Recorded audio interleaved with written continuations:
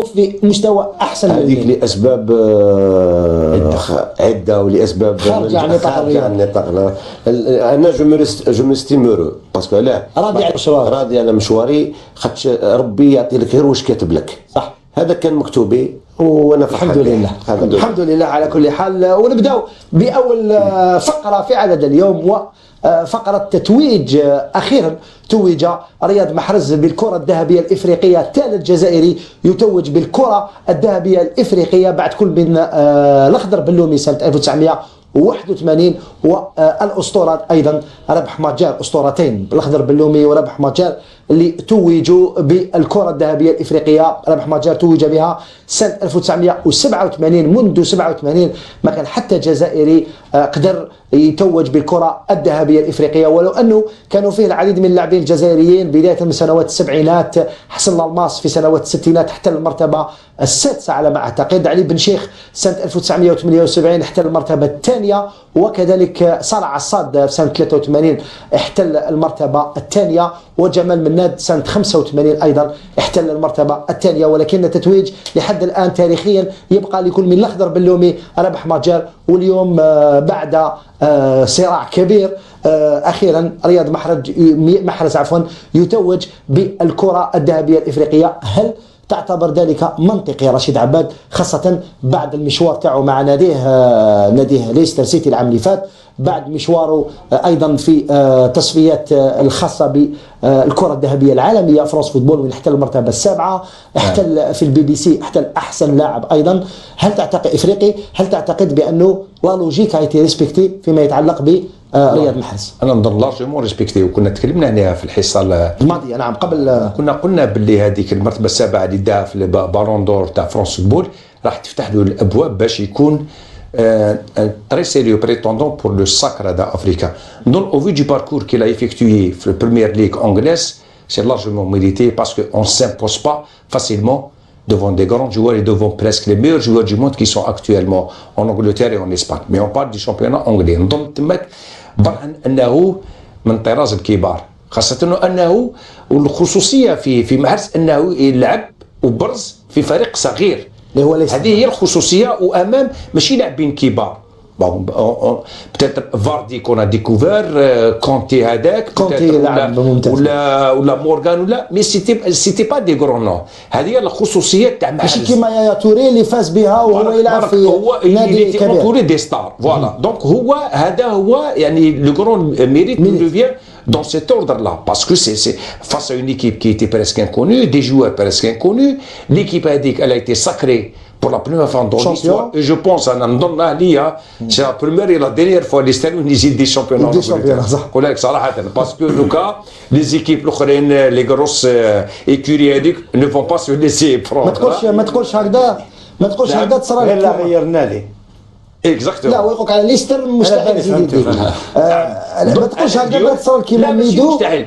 ربما اليوم النظريه تاع الفرق الكبيره في انجلترا ما راهمش يشوفوا ليستر كيما كانوا يشوفوا فيها يا 2 أو 3 ans. ولكن ما تتسرعش وتصور كيما ميدو تحفف فرطاس تولي كيما لا. هذه ذكرني ديك الرسول اللي دارها كونتي ابري الماتش لا ديفات مع توتنهام، وين قال لهم سي با اونيكمون توتنهام كي شيشاش انو باتر مي براتيكمون توت لي زيكيب دو بريمير ليغ كيشاش انوفاري لا روت.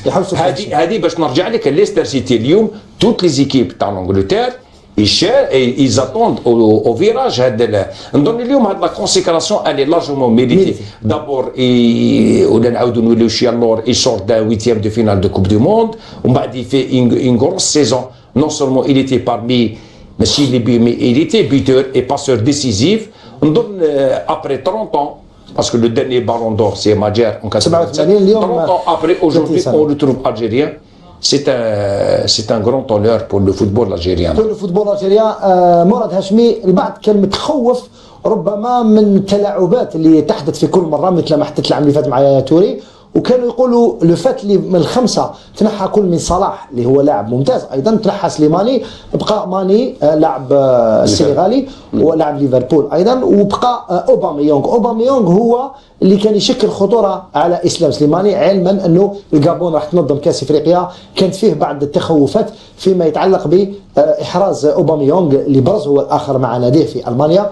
لكن في الاخير رياض محرز الجزائري تمكن منطقيا حسب رأيي من الفوز بهذا التاج. حقيقة محترم هذه المرة، ما دام أن محرز كما قال الزميل رشيد راهو سابع لاعب في عالمية. مسابقة فرنسا فوتبول الكرة الذهبية، أي يعني يأتي بعد أحسن لاعبين أوروبيين يعني الثلاثي ميسي نيمار وسمو والثلاثي تاع ريال، جاء محرز تما هو الأفضل في إفريقيا، زاد جائزة بي بي سي منحته أفضل لاعب إفريقي، أحسن لاعب محترف في إنجلترا، عنده 17 هدف 11 تمريرة حاسمة، أرقام يعني هذه تكلم على نفسه. وفي بطولة هي الأحسن يعني نقولوها يعني خاصة من حيث الفرجة هي الأحسن في العالم، مقارنة يعني بأوباميونغ اللي لاعب يعني متألق الجابوني اللي سجل 25 هدف مع فريقه، ثاني هداف البطولة الألمانية، لعب 31 مباراة، ولكن محرز يعني أعتقد أن لا جدال في أحقية محرز في هذا اللقب. ما تعتقدش بأنه ما حدث في دبي مؤخرا ربما هذا التتويج يعد صفعة لمن لم يمنحوا لمحرز جائزة أحسن لاعب عربي، رغم أنه الجميع يأكد بما فيهم أشقائنا في مصر يقولوا، حتى صحفيين مصريين يقولوا بأنه محرز حاليا يميريت يكون أحسن من صلاح.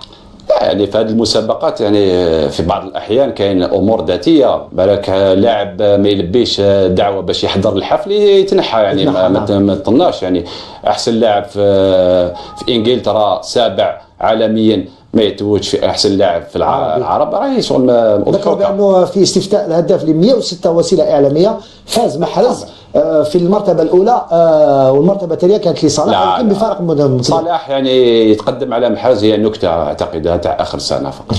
نكته. اذا رفيق صيفي، مثل هذه التتويجات هل تعتبرها انت كلاعب سابق هي تقدر تموتيفي الجوار، يعني تحفز اللاعب قبل منافسه قاريه، وين رانا بصراحه هنتكلموا عليها فيما بعد، رانا ننتظروا في التاج القاري او على الاقل الوصول الى النهائي. هل عندها اضافه هذه الجائزه للاعب من الناحيه النفسيه لما تكون انت تكون كهو الروا تاع الافريك اون طونك جوار ميور جوار افريكا، ماهيش كل يوم اللي تكون عندك؟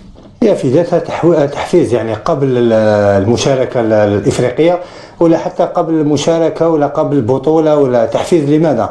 لانه من بدايه الموسم كل الناس تعرف ان فيه تتويجات فرديه بالنسبه للكره الذهبيه الافريقيه ولا الكره الذهبيه للهداف الجزائر ولا الكره الذهبيه في اوروبا ككل، يعني اللاعب صحيح يلعب فيه مجموعه ويلعب لصالح المجموعه ولا لصالح ناديه، ولكن فيه في هذيك الاشياء اللي يقول خاصه فرديا. انت عندما تكمل بطل انجلترا وتخرج بهذا اللقب تبحث في ثاني زعما في مركز، تبحث اكثر على الالقاب الفرديه من بعد. صحيح كرة القدم هي لعبة جماعية ولكن حتى الفردية تساهم، يعني عندما تكون ما بين احسن لاعبين في انجلترا يعطيك الدفع باش تولي احسن لاعب في بلدك في الجزائر في افريقيا ككل، لان ليس كل يوم اللي تفوز بكره ذهبيه وليس كل يوم تفوز بكره ذهبيه افريقيه.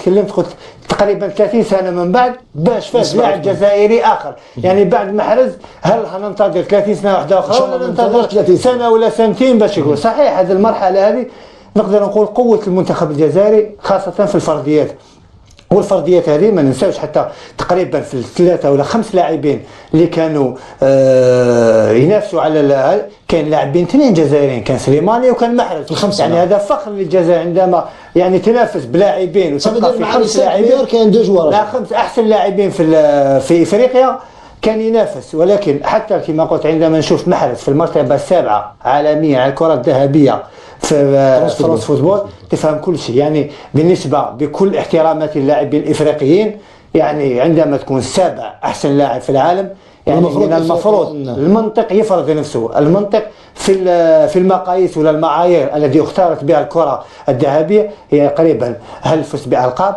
فاز بلقب احسن لاعب، لقب البطوله البي بي سي، يعني في القاب استفتاء للهداف، يعني حتى الوسائل الاعلاميه الخارجيه ليس الا كون جات الا في الجزائر نقولوا فيه العاطفه، ولكن احنا نقدروها بكل بساطه فيه مالغريتو نقدر نقول الكره الافريقيه ولا الفوت ولا التصويت في افريقيا فيه بعض العاطفه، فيه بعض العاطفة. كل جرائد ولا كل حتى مش صحفيين خارج الوطن فيه بعض العاطفه هي اللي تلعب دور نفسها بعض الاحيان. مرضى محمد دفشي محرز بالاضافه الى الاستحقاقات اللي تكلمت عليهم توج كاحسن لاعب في افريقيا حسب التصويت اللي قامت به جريده المنتخب المغربي. الاسد دار لو تروفي الاسد الذهبي اللي تمدوا الاشقاء في المغرب. ومادام نتحدثوا عن المغرب يعني باش نذكروا ان اخر لاعب مغاربي اللي تحصل على الكره الذهبيه هو حاجي سنه 98 يعني راهي ثاني بعيده تقريبا 20 سنه تقريبا 20 سنه.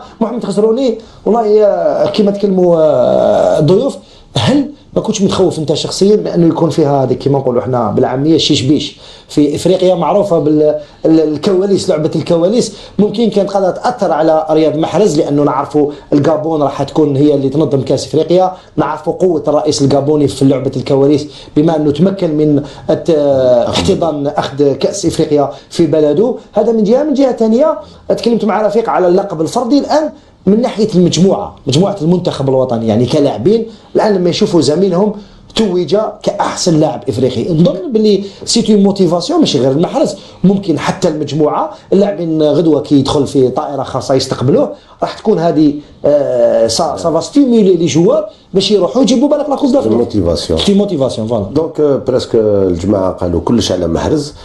دونك انا ندخل لك عطيتني كيستيون تاع لافريك فيها كلش رضوان، فهمت؟ ما تنجمش تقول حتى الدقيقه التاليه حتى تسمع باللي دا اللقب باش ما تتاكد، باسكو رانا في لافريك تنجم تصرف في اي دقيقه، حتى انه تبقى 5 دقائق ممكن يتغير الاسم. اوباميونغ يخرج هو احسن لاعب افريقي. درك انايا واش قالوا الزملاء محرز، انا واش كنت نشوف فيه محرز هو لاعب عنده دي اكسبسيون في اللعب تاعو، عنده فرديات هما اللي خلاوه يدير لا ديفيرونس في التيران. كما كان يقول رفيق انا نشاطروا في الشيء اللي قالوا محرز لاعب كما احنا نقولوا دخلوا في ليكسيبسيون. سي ان جوار ان نابورت كان مومون في راك تلعب في اي دقيقه ينجم يدير لا ديفيرونس اونتر ما بين اللاعبين، يسجل لك في اي وقت يبدل لك طريقه اللعب تاع فريق كومبلي.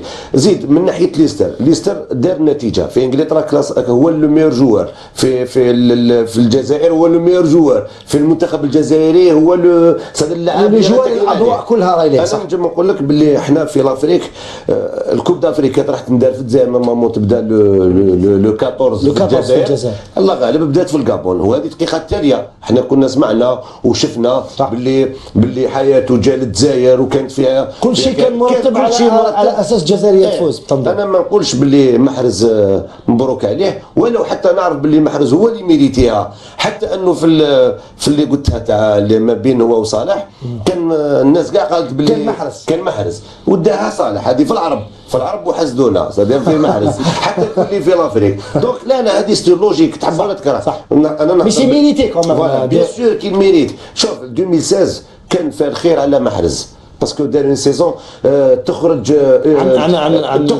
كما قال لك دار. كنا نشوفوا ليستر نستناو ليستر الجزائري يستنى الفريق تاع ليستر، وليستر هذه خرجت من ليكسيبسيون. سي باسكو علاه فريق صغير، والفريق صغير انه يدير اكسيبسيون يدي شامبيونا في شامبيونا ماشي نابورت كيل شامبيونا. هاي كاينه تشيلسي كاين ليفربول كاين عده انديه اللي عندها اسم كبير. واليوم ليستر ستون ايكيب اباطر ولات مسكينه العام هذا باش ما تحب تفوز على البطل تاع الموسم. يرحم والديك. دونك انا يا نتفائل ان شاء الله كيما انت كيما رفيق كيما الجماعه تاعنا رشيد وكمال. دوك على هذه اللي نقول لك ان شاء الله بربي حتى الدقيقه التاليه باش انا نفرح كون نعرف باللي ما هل تعتبر باللي المجموعه راح كيما يقولوا سموتيفا بهذا التتويج تاع محرز؟ هذه اسمح لي ما جاوبتكش فيها. سي تو في نورمال لي جوار عندنا هذيك الغريزه كاع فيهم يقول لك اليوم محرز غدوه انايا. اليوم كما قال كان سليماني ومحرز في الخمسه غدوه ينجم يكون غلام اللي ثاني ما تنساش باللي غلام سي تو في نورمال. موسم رائع معنا. عندنا دي جوار اللي داروا دي سيزون اكسترا اوردينير مالغري كو كاين واحد اخرين اللي راهم صديق خطره يلعب خطره ما يلعبش. عباك البطوله الاوروبيه يا رضوان ماشي كيما البطولات ما يسهله. لازم تكون فري بروفيسيونيل باش تلعب، ولازم انك تفرض شخصيتك وتفرض روحك باش تلعب كذا.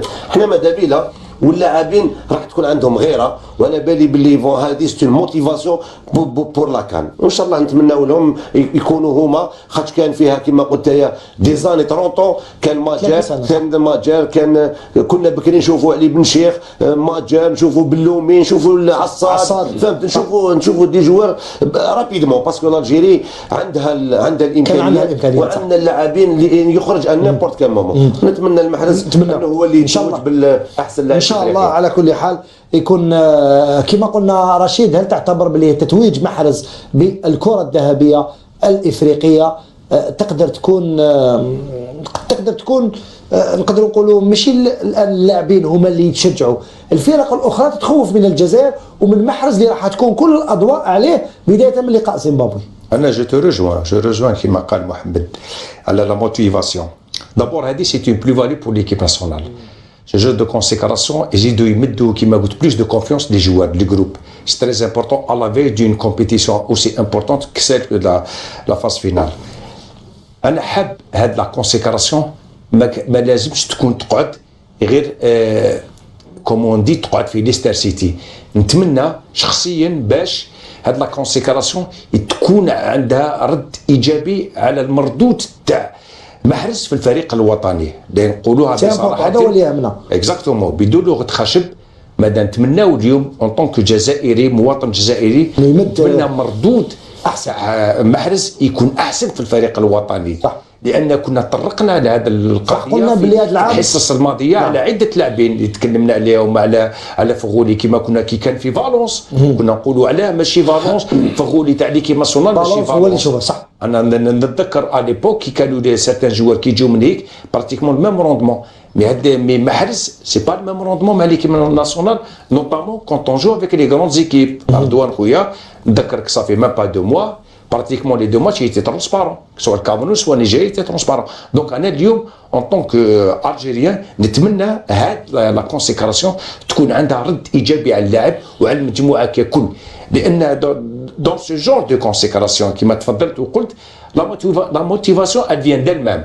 ومن بعد انا السوجي على ليكيب ناسيونال بعد نرجعوا لي شونس تاع ليكيب ناسيونال ونشوفوا هاد لي ريبيركسيون تاع هاد لا كونسيكراسيون سور لو جروب اي سور لي زوبجيكتيف تاع ليكيب ناسيونال في لا فاز فينال. واضح هذا. قبل ما نروح للمراد حبيت نسال رفيق على كيفاش يشعر جوار لما يفوز هكذا بتاج او بون كونسيكراسيون بيرسونال، يعني تتويج فردي. انت مثلا فزت بالكره الذهبيه للهداف والبيوتر تاع الكرة الذهبية الجزائرية وكنت أحسن لاعب في الجزائر في سنة 2008.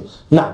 كيفاش يحس أبري كونسيكراسيون كيما هذه؟ الآن محرز فاز بالبطولة مع ليستر، فاز بأحسن لاعب في البطولة الإنجليزية، فاز العام اللي فات بالبالون دور الجيريان تاع الهداف والبيتر، فاز بجائزة أحسن لاعب إفريقي من BBC، الآن بالون دور أفريقيا.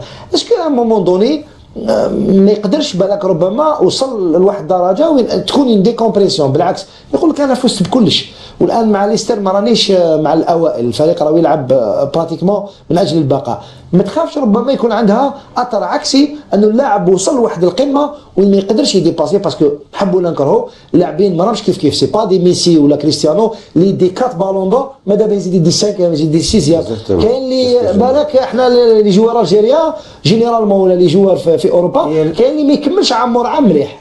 هي المشكل خاصه في الاستقرار، لانك من السهوله تلحق المستوى ولكن من الصعب البقاء على نفس المستوى والاستقرار في عده سنوات. لو بلو دور انكور دو ريستي انكور في السومي. هذا هو الصعب. لو ديفي تاع الاتليت سي دو ريستي بلو سومي. وعلى ما اظن عقليه ولا كيفاش يفكر، على ما اظن محرز معرفتي الصغيره اللي نعرفه حدث لاعب متواضع ولاعب يعرف على اي شيء يبحث، يعرف على من يبحث. هذاك هو المهم. صحيح في الاونه الاخيره نقدروا نقولوا لازم نقولوا الحقيقه تقريبا في الشهرين الاخيرين بدنيا تعب، لاباس دو فورم ما نقص مستوى، رجع بعض الشيء. هذه تقدر يمر بمرحله فراغ ليس بمستوى، لان الامكانيات نفسها اللاعب يمتلك الامكانيات يقوم بنفسه، ولكن يمر بمرحله فراغ. على ما اظن هذا التروفي يعني هذا التتويج يقدر يعطي له دفع معنوي ثاني ويقدر يعطي له المسؤوليه اكثر في المنتخب الوطني، لان كل الانظار متوجهه لمحرز وعلى ما اظن عنده الامكانيات خاصه العقليه والذهنيه باش يعاود يرجع للمستوى اللي كان فيه ويعطينا الاضافه اللي ننتظر فيها مع المنتخب الوطني. صحيح كل لاعب عنده مرحله فراغ يمر بها، ولكن تخرج من مرحله الفراغ وترجع لمستواك اللي كنت فيه في منافسات مثل هذه، فوزك تتويج بالكاس الذهبيه الافريقيه، احسن لاعب في هذه تعطيك الدفع المعنوي خاصه داخل المجموعه. وعلى ما اظن عنده كل شيء باش يعاود يرجع لمستواه اللي كان فيه. تقريبا نفس السؤال على مقربه من نهائيات كاس افريقيا، هل محرز بامكانه انه يزيد في لي زيفور، ولا كما قال رشيد المردود تاعو امام نيجيريا وامام الكاميرون ما كانش هذاك المردود تاع النجم اللي كنا ننتظروه؟ هل تعتقد بانه الامور راح تسير على احسن ما يرام تحسبا للمباراه الاولى راهي تقريبا بعد اسبوع، يعني بعد 10 ايام راح نلعبوا المباراه الاولى؟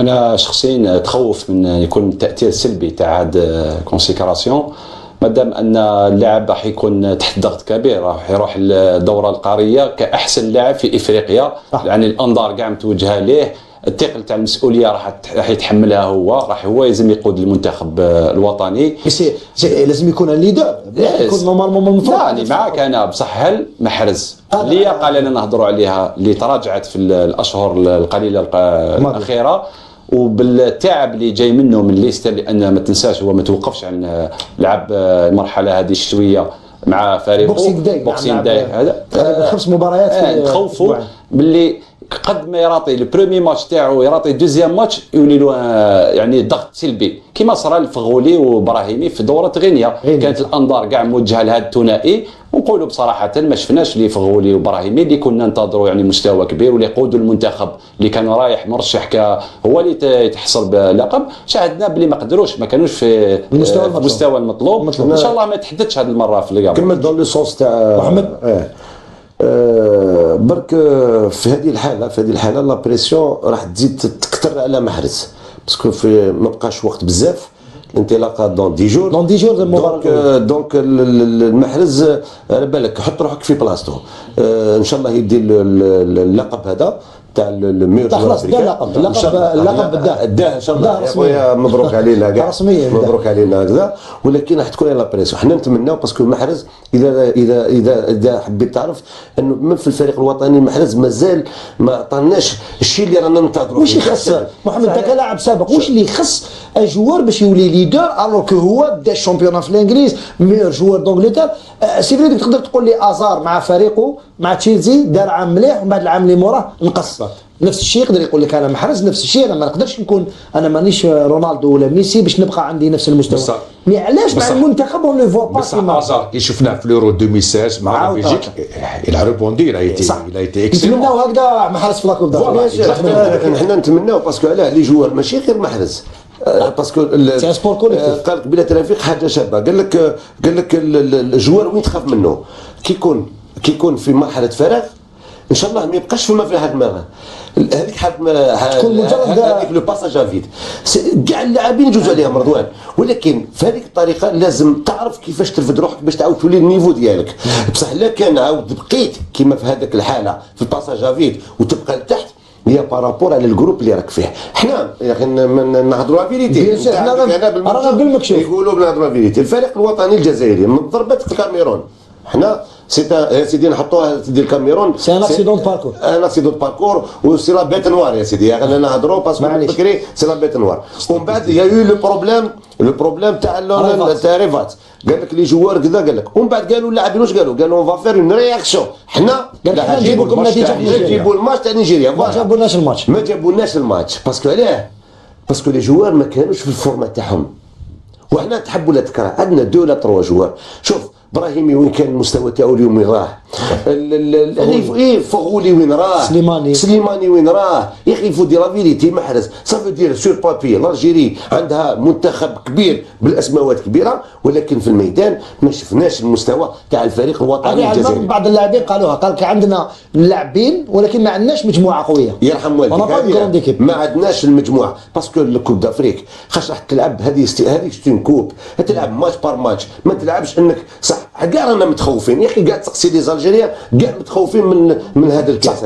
ولكن انا واحد من الناس ما نتخوفش. نقول لك على ما نتخوفش اذا كان لاعبين بالمستوى اللي تهضر عليه. محرز يكون في المستوى تاعو، براهيمي في المستوى تاعو، سليماني ثاني بدون انا ليكسيبسيون برك شويه برك على فغولي كنت حبه يكون في الفريق. راح نقولوا الحاجه على ما فغولي، راح نروحوا لفغولي. رفيق نختموا بك الموضوع هذا على صنع الفارق اللي يقدر يسمعك في بعض الأحيان. عندنا احنا أسماء ونعرف أن لو كانوا في بعض الأحيان حتى ولو محرز يعاود يرجع لمستواه، حتى ولو كانت عليه رقابة، حتى ولو ما يصنعش نفس الفرق مثل ما كان يصنعه من قبل، واحد ضد واحد يسجل لك يمرر، قادر بالتمركز نتاعو الطريقه اللي غيرها لصالح المجموعه راح يحرر لاعبين اخرين. قادر يحرر ابراهيمي اللي يعاود يسترجع مستواه، سليمان يعاود يلقى مستواه، سوداني اللي موجود في فورمه جيده مع ناديه وحتى مع المنتخب. في بعض الاحيان لاعب اللي يكون نجم كل الانظار متوجهه له دائما في كاس افريقيا تخرج لك نجوم اخرين مفاجات،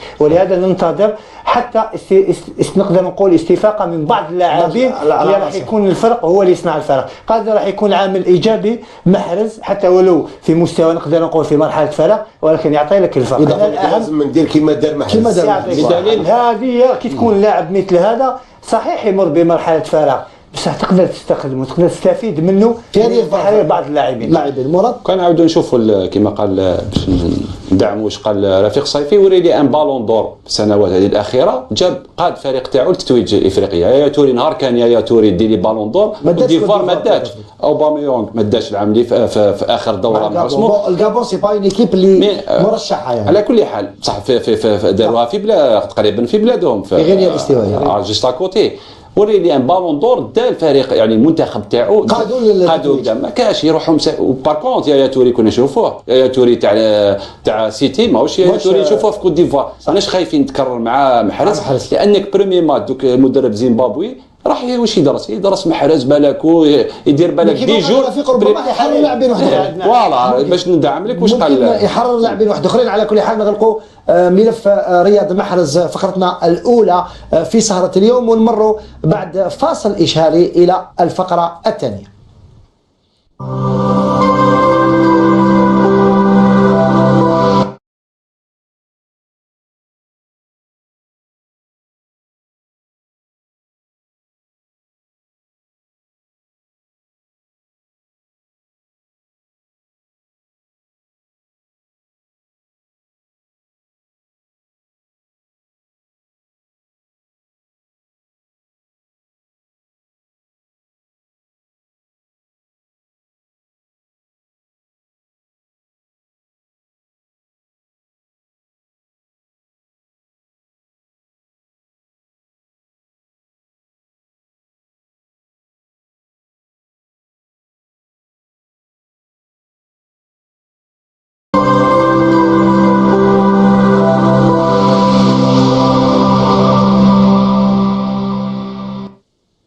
الحديث على رياض محرز والتتويج بالكرة الذهبية الإفريقية، نمر الآن إلى ليكانس. تصريحات ليكانس اللي كانت عقب بداية تربص المنتخب الوطني اللي انطلق بحضور 19 لاعب، وفي الأخير التحق كل من عدلان قديورة، إسلام سليماني، وايضا رياض محرز ليلتحق بعد ذلك ايضا ياسين ابراهيمي اللي كانوا تحت تصرف نواديهم. والمجموعه الان اكتملت، رغم انه رياض محرز اليوم متواجد في ابوجا من اجل حفل الكره الذهبيه الافريقيه. ليكانس تكلم في ندوته الصحفيه، الكثير كان ينتظر ما يقوله جورج ليكانس، خاصه عن استبعاد كل من سفيان فغولي وكارل مجاني القائد السابق للمنتخب الوطني. نشاهدوا التصريح الأول لكانس ثم نعود للنقاش. En Europe, il y a des joueurs qui se montrent, il y a des joueurs qui ont moins joué, et vous avez vu sur la liste. Et parfois, comme entraîneur national, sélectionneur, c'est pas toujours évident de laisser quelques de tes proches comme Carol ou Sofiane de laisser à côté.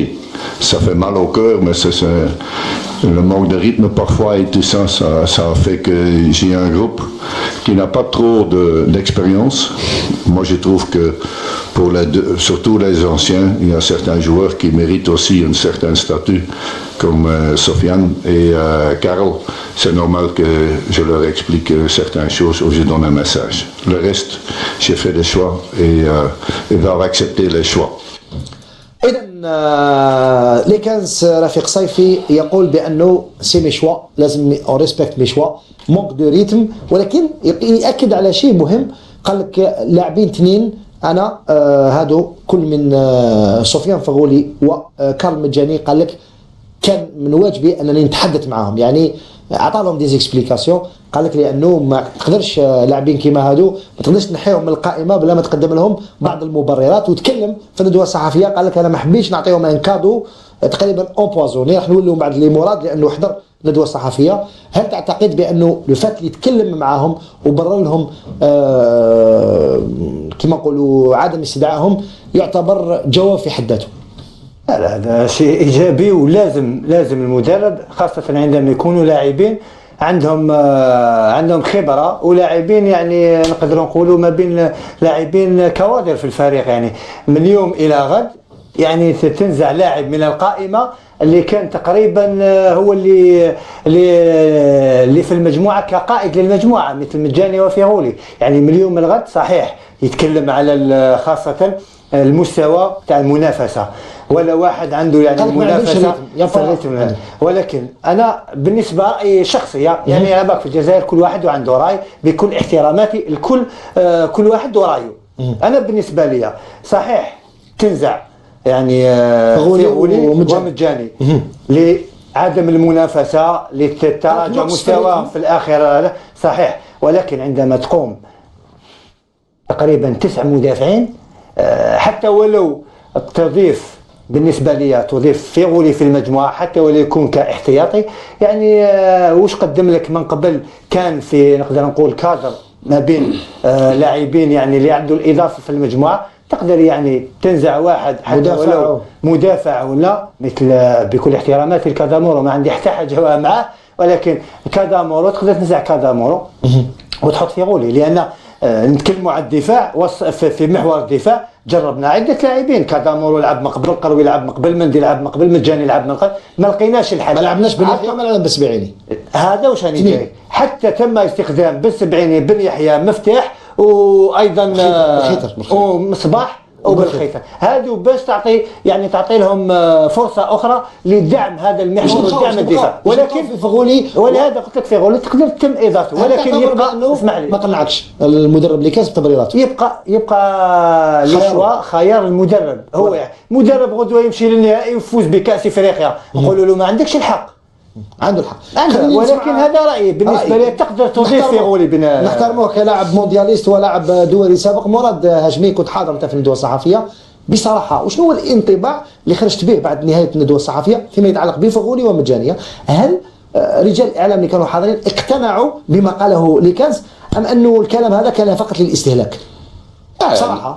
صراحه ليكانس كان دبلوماسي، ما عطاناش يعني اسباب، يعني قال لك السبب الفني نقص الريتم، كان نتبعوا الحجه تاعو. كيفاش جبت مبولحي مال المنتخب؟ مبولحي قال لك حاله خاصه ومصباح كان لاعب في هذه السنه مع هو في التصريح تاعو في لازون ميكس قال لك انايا مانيش في اللياقه، راني لاعب كو 5 ماتش، ولكن انا باش نحاول كيفاش ناخذ لا ديفونس دوكا تاع لي كان انا لاننا بورجيري الاخر هو يقول لك باللي غلام قبل اليوم في المباراه الاخيره امام نيجيريا قال لك وليت ندير هكذا، قالوا لي ممكن ما يلعبش، كان يتعرض، كان عنده اصابه، قال لك ايماجيني يكون ما لعبش غلام شكون ندير روبلاسون؟ مصباح بالاكسبيريونس تاعو في لاكوب دافريك ممكن يكون احتياطي تاع غلام. هنايا ندخلوا في قضيه ونقاش اخر، واش كان يدير الطاقم المساعد تاعو؟ علاش خيرت بن سبعيني مادام انت داير في راسك باللي هذا بن سبعيني ما يصلح غير يقعد في البون؟ تما كان خطا تاع بن سبعيني سي ان غوشي. لا فرحاني قلت بن سبعيني انا قلت بن سبعيني ممكن كقادر. لا فرحاني تاع علاش تجيبوا في القائمه وتحطوا انت مادام راك متاكد باللي هذا ما يقدرش يخلف غلام؟ دونك في القائمه اللي راح بها في نيجيريا ما كانش عندك ثقه في فرحان. هنايا هذه اولا. ثانيا تقول لي انت على مجاني تعاودوا نشوفوا الماتش لي دو ماتش تاع ليكيب ناسيونال مع الكاميرون ومع نيجيريا، ما كانش هو البلو موفي في لي ديفونسور، لي دو بلو موفي تاع لي ديفونسور راهم في لا ليست. نحبوا ولا نكرهوا بالقروي، الاداء تاع بالقروي وموندي في نيجيريا اداء مضحك.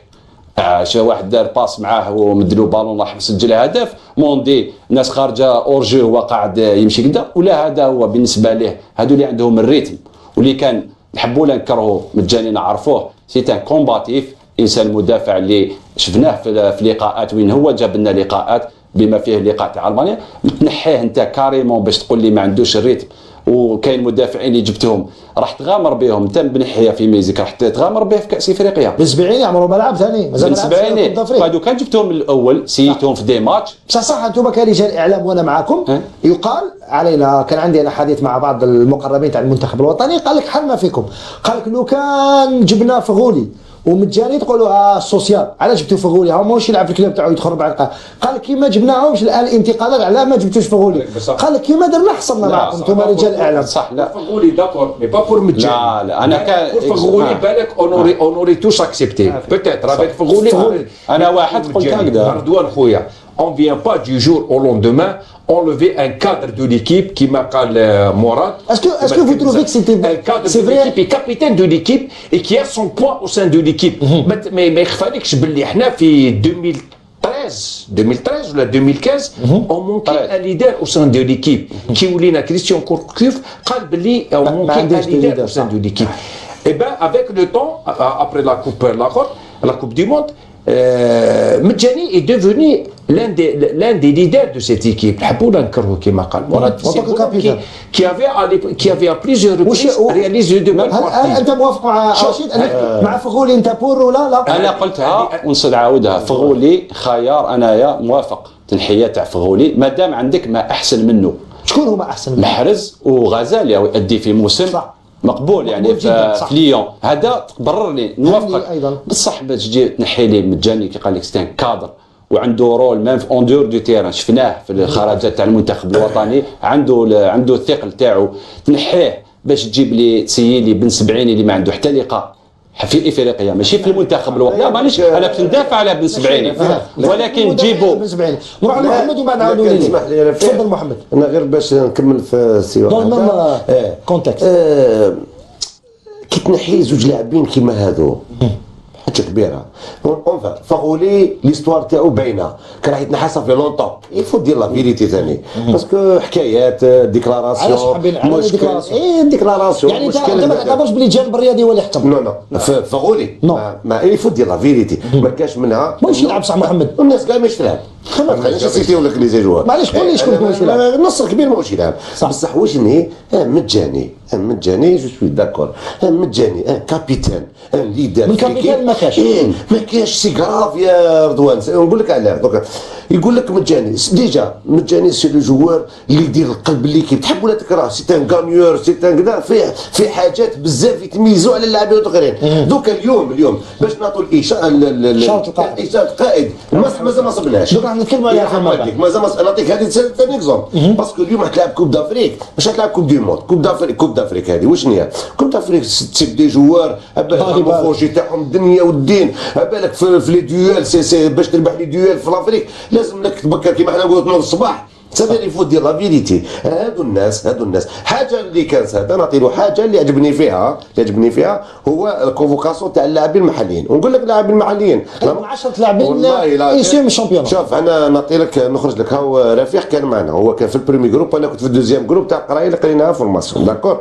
كاف بي جاء المدرب عطانا ورقه قال لنا يرحم والديكم كل جوار، احنا كنا 50، احنا كنا 51 في الكلاس، وكاع دي زونسيان جوار وكاع دي زانترناسيونال. نذكروا بك المشاهدين الكرام بانهم كانوا يحضروا في لا ليسونس كاف بي باش لتحضير تاع المدربين للحصول على لا ليسونس كاف بي. جاء المدرب اللي كان وطلب من اللاعبين السابقين كما طلب فيما سبق من المجموعه اللي كان فيها في خصيفي، اعطيونا قائمه. يعطيك الصحه. كل ما تكون عندنا ليسونس كاف في السي ولا في البي، في السي جا قرانا كوركوف، في السي اونفا ماشي قرانا داركم داروا كونفيرونس باش قال لنا يرحم والديكم كل نونسيان جوار يمد القائمات شكون التشكيله تاعو. كيف تشوفوا انتم الفريق الوطني؟ عطوني لي 11 ولا لي 23 لي 11 اللي رومبلاس. دير لو شوا، كاين بريمي شوا دوزيام شوا. تنجم دير في البوست دو جوار، صدير شاك بوست دير فيه دو جوار.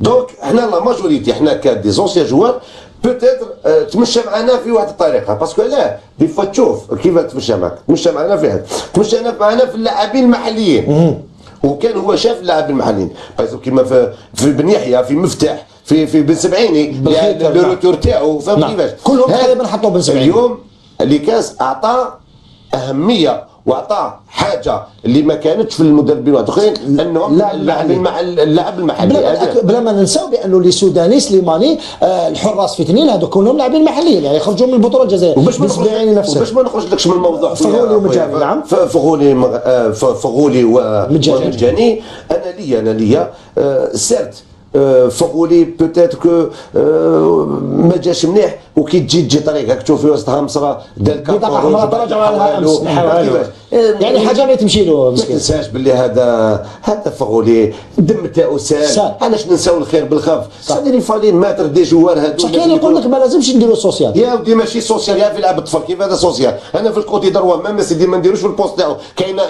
كاين غزال وكاين محرز سيدي ما نديروش، سيدي البون بلاصون. علاش يقبل البون؟ يقبل البون يا رضوان. كاين وقت وين لازم تكون مليح، باسكو علاه كاين وقت وين ما تكونش في الفورما، لازم تتقبل بون دو توش. هذا ما كان واضح. رفيق، هل تعتبر بانه المدرب كما قال مراد جاوب بطريقه دبلوماسيه على اسئله الصحفيين، وبانه ماهوش العامل تاع الرياضي هو اللي وزن في الخيارات تاعو؟ كل المدربين يجاوبوا بطريقه دبلوماسيه كلهم. رشيد، هل تعتقد بانه اخطا في عدم استدعاء كل من مجاني وفغولي؟ بصراحه اخطا بالكثير جدا، وكنا طرقنا هي اليوم نهضروا صراحه.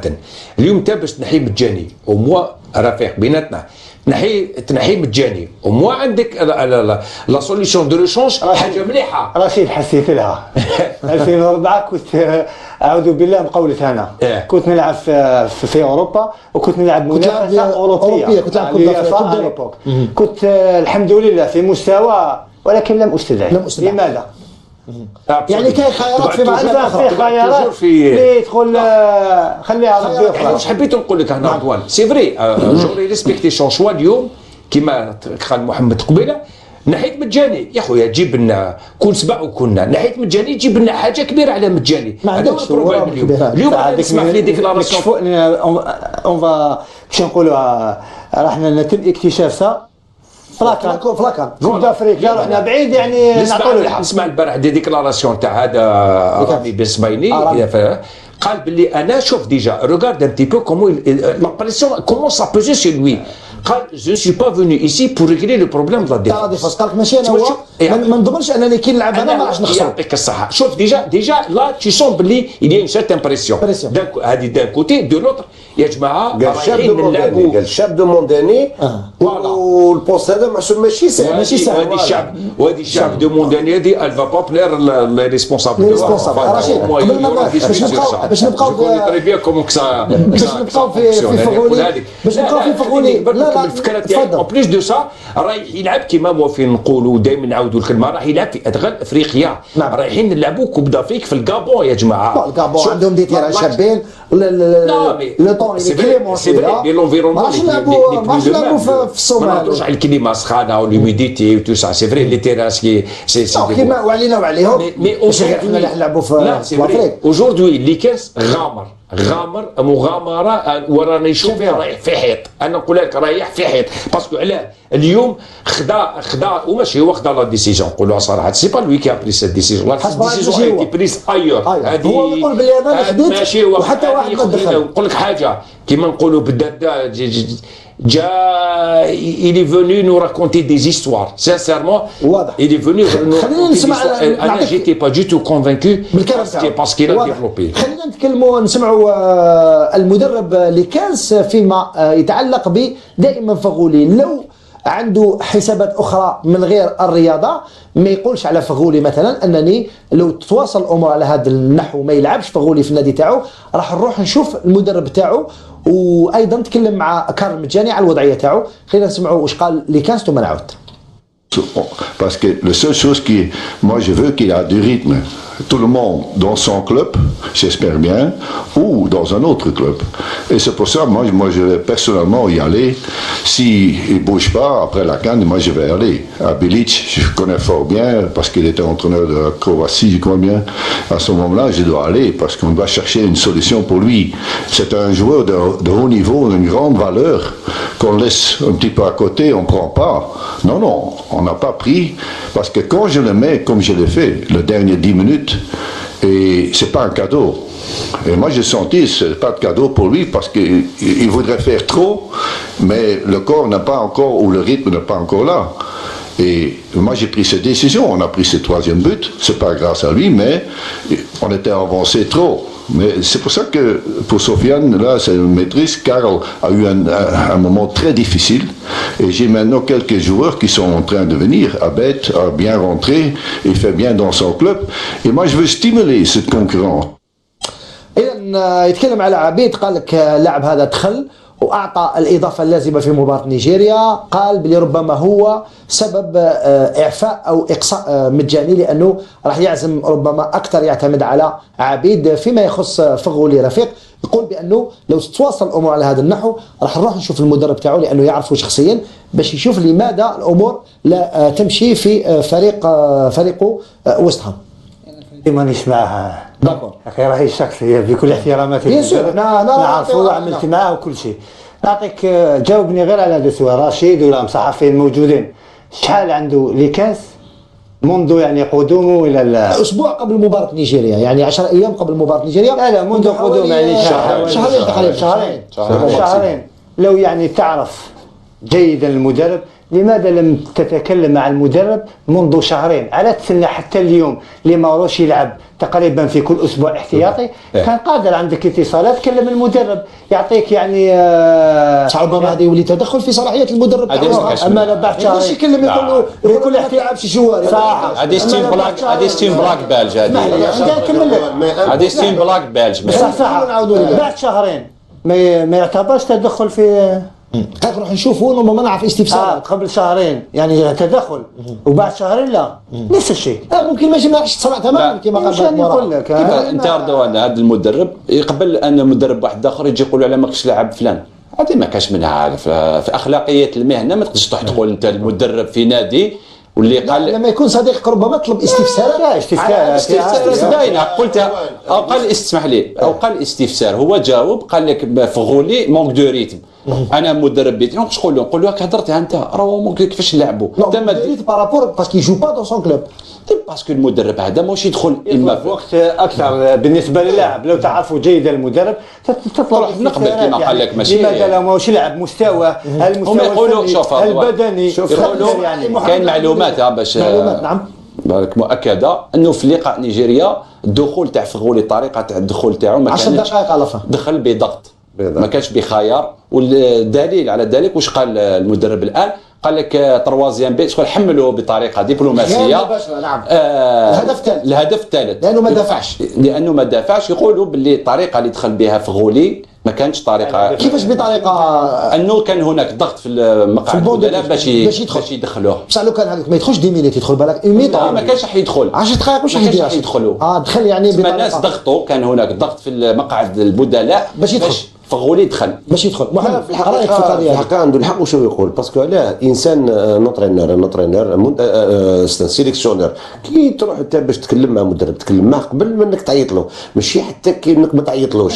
باسكو علاه قبل ما تعيط له يا اخي كاع الناس تعرفها، انت جيت عندك شهرين تروح تسقسي كاع اللاعبين توعك، تروح تسقسي نجي لك سي رضوان انت راك مدرب في وسط هام، نجي نقول لك كيفاش تشوف الفورما باش تفيدني انا راني سيليكسيونور. هذه المهنه كاينه منها نجي نقعد معاك ندير معاك اون سيونس دو ترافاي، قال اعطيني لا فالور لا فورم تاع السي فغولي كيفاش راك تشوف فيه، اسكو انا يناسبني انت تعطيني راي كيما انت مشيت للاعبين وقلت له عطوني راي، حتى المدرب يعطيك راي فما انك تعرف، بصح ما تقوليش كيما كونفوكيتوش من بعد الكان انك تروح تسقسي من بعد الكان. هذا الانسان واش راح له يعيط له ما تعيطلوش. واش بولحي اش قال عليه؟ قال لك على بولحي بعد الكان لازم يسيب كلوب، لازم يسيب كلوب ما اكسبسيون. قال سيتي اكسبسيون. نعم شوف انا واش تانيك ce que j'ai signalé هي en principe quand un entraîneur agit et prend des décisions par conviction. Il n'a pas à donner des explications comme ça farfelues. نعطيك على سبيل المثال واش قال؟ قال انت un entraîneur il a arrêté une liste. Quand tu arrêtes une liste et en principe sur la base d'une conviction. انا هادو هما اللي يقنعوا لي 23. قال هو هما اللي يقنعوا. اسمح لي. Mais quand il commence à dire ça me fait mal au cœur, c'est dommage, j'aurais préféré. Non, ça veut dire que là, au fond de lui, il n'est pas convaincu. Parce que qu'un entraîneur, quand il est convaincu, il dit les 23 تاوعي. Moi, j'ai signé un contrat objectif avec la fédération d'aller dans le carré d'âge de la Coupe d'Afrique des Nations. ما نقدرش نقعد نقول ça me fait mal au cœur ما نديش. لا ربما هذه تصريحات دبلوماسية. دخلنا في تركيا هذوك كلها. هذا هو البروبليم. ماشي تصريحات دبلوماسية اش رايك؟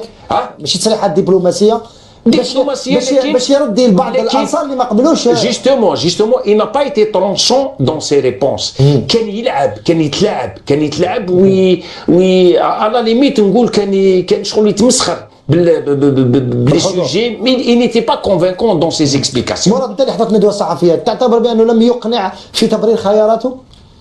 كاين بعض الخيارات الانسان كي يقرا كانت رسائل في بعض الخيارات. مثلا نعاودوا نقولوا القائمه الموسعه اللي كانت فيها 31 وكان غايب فيها هني من قال لك نسيت.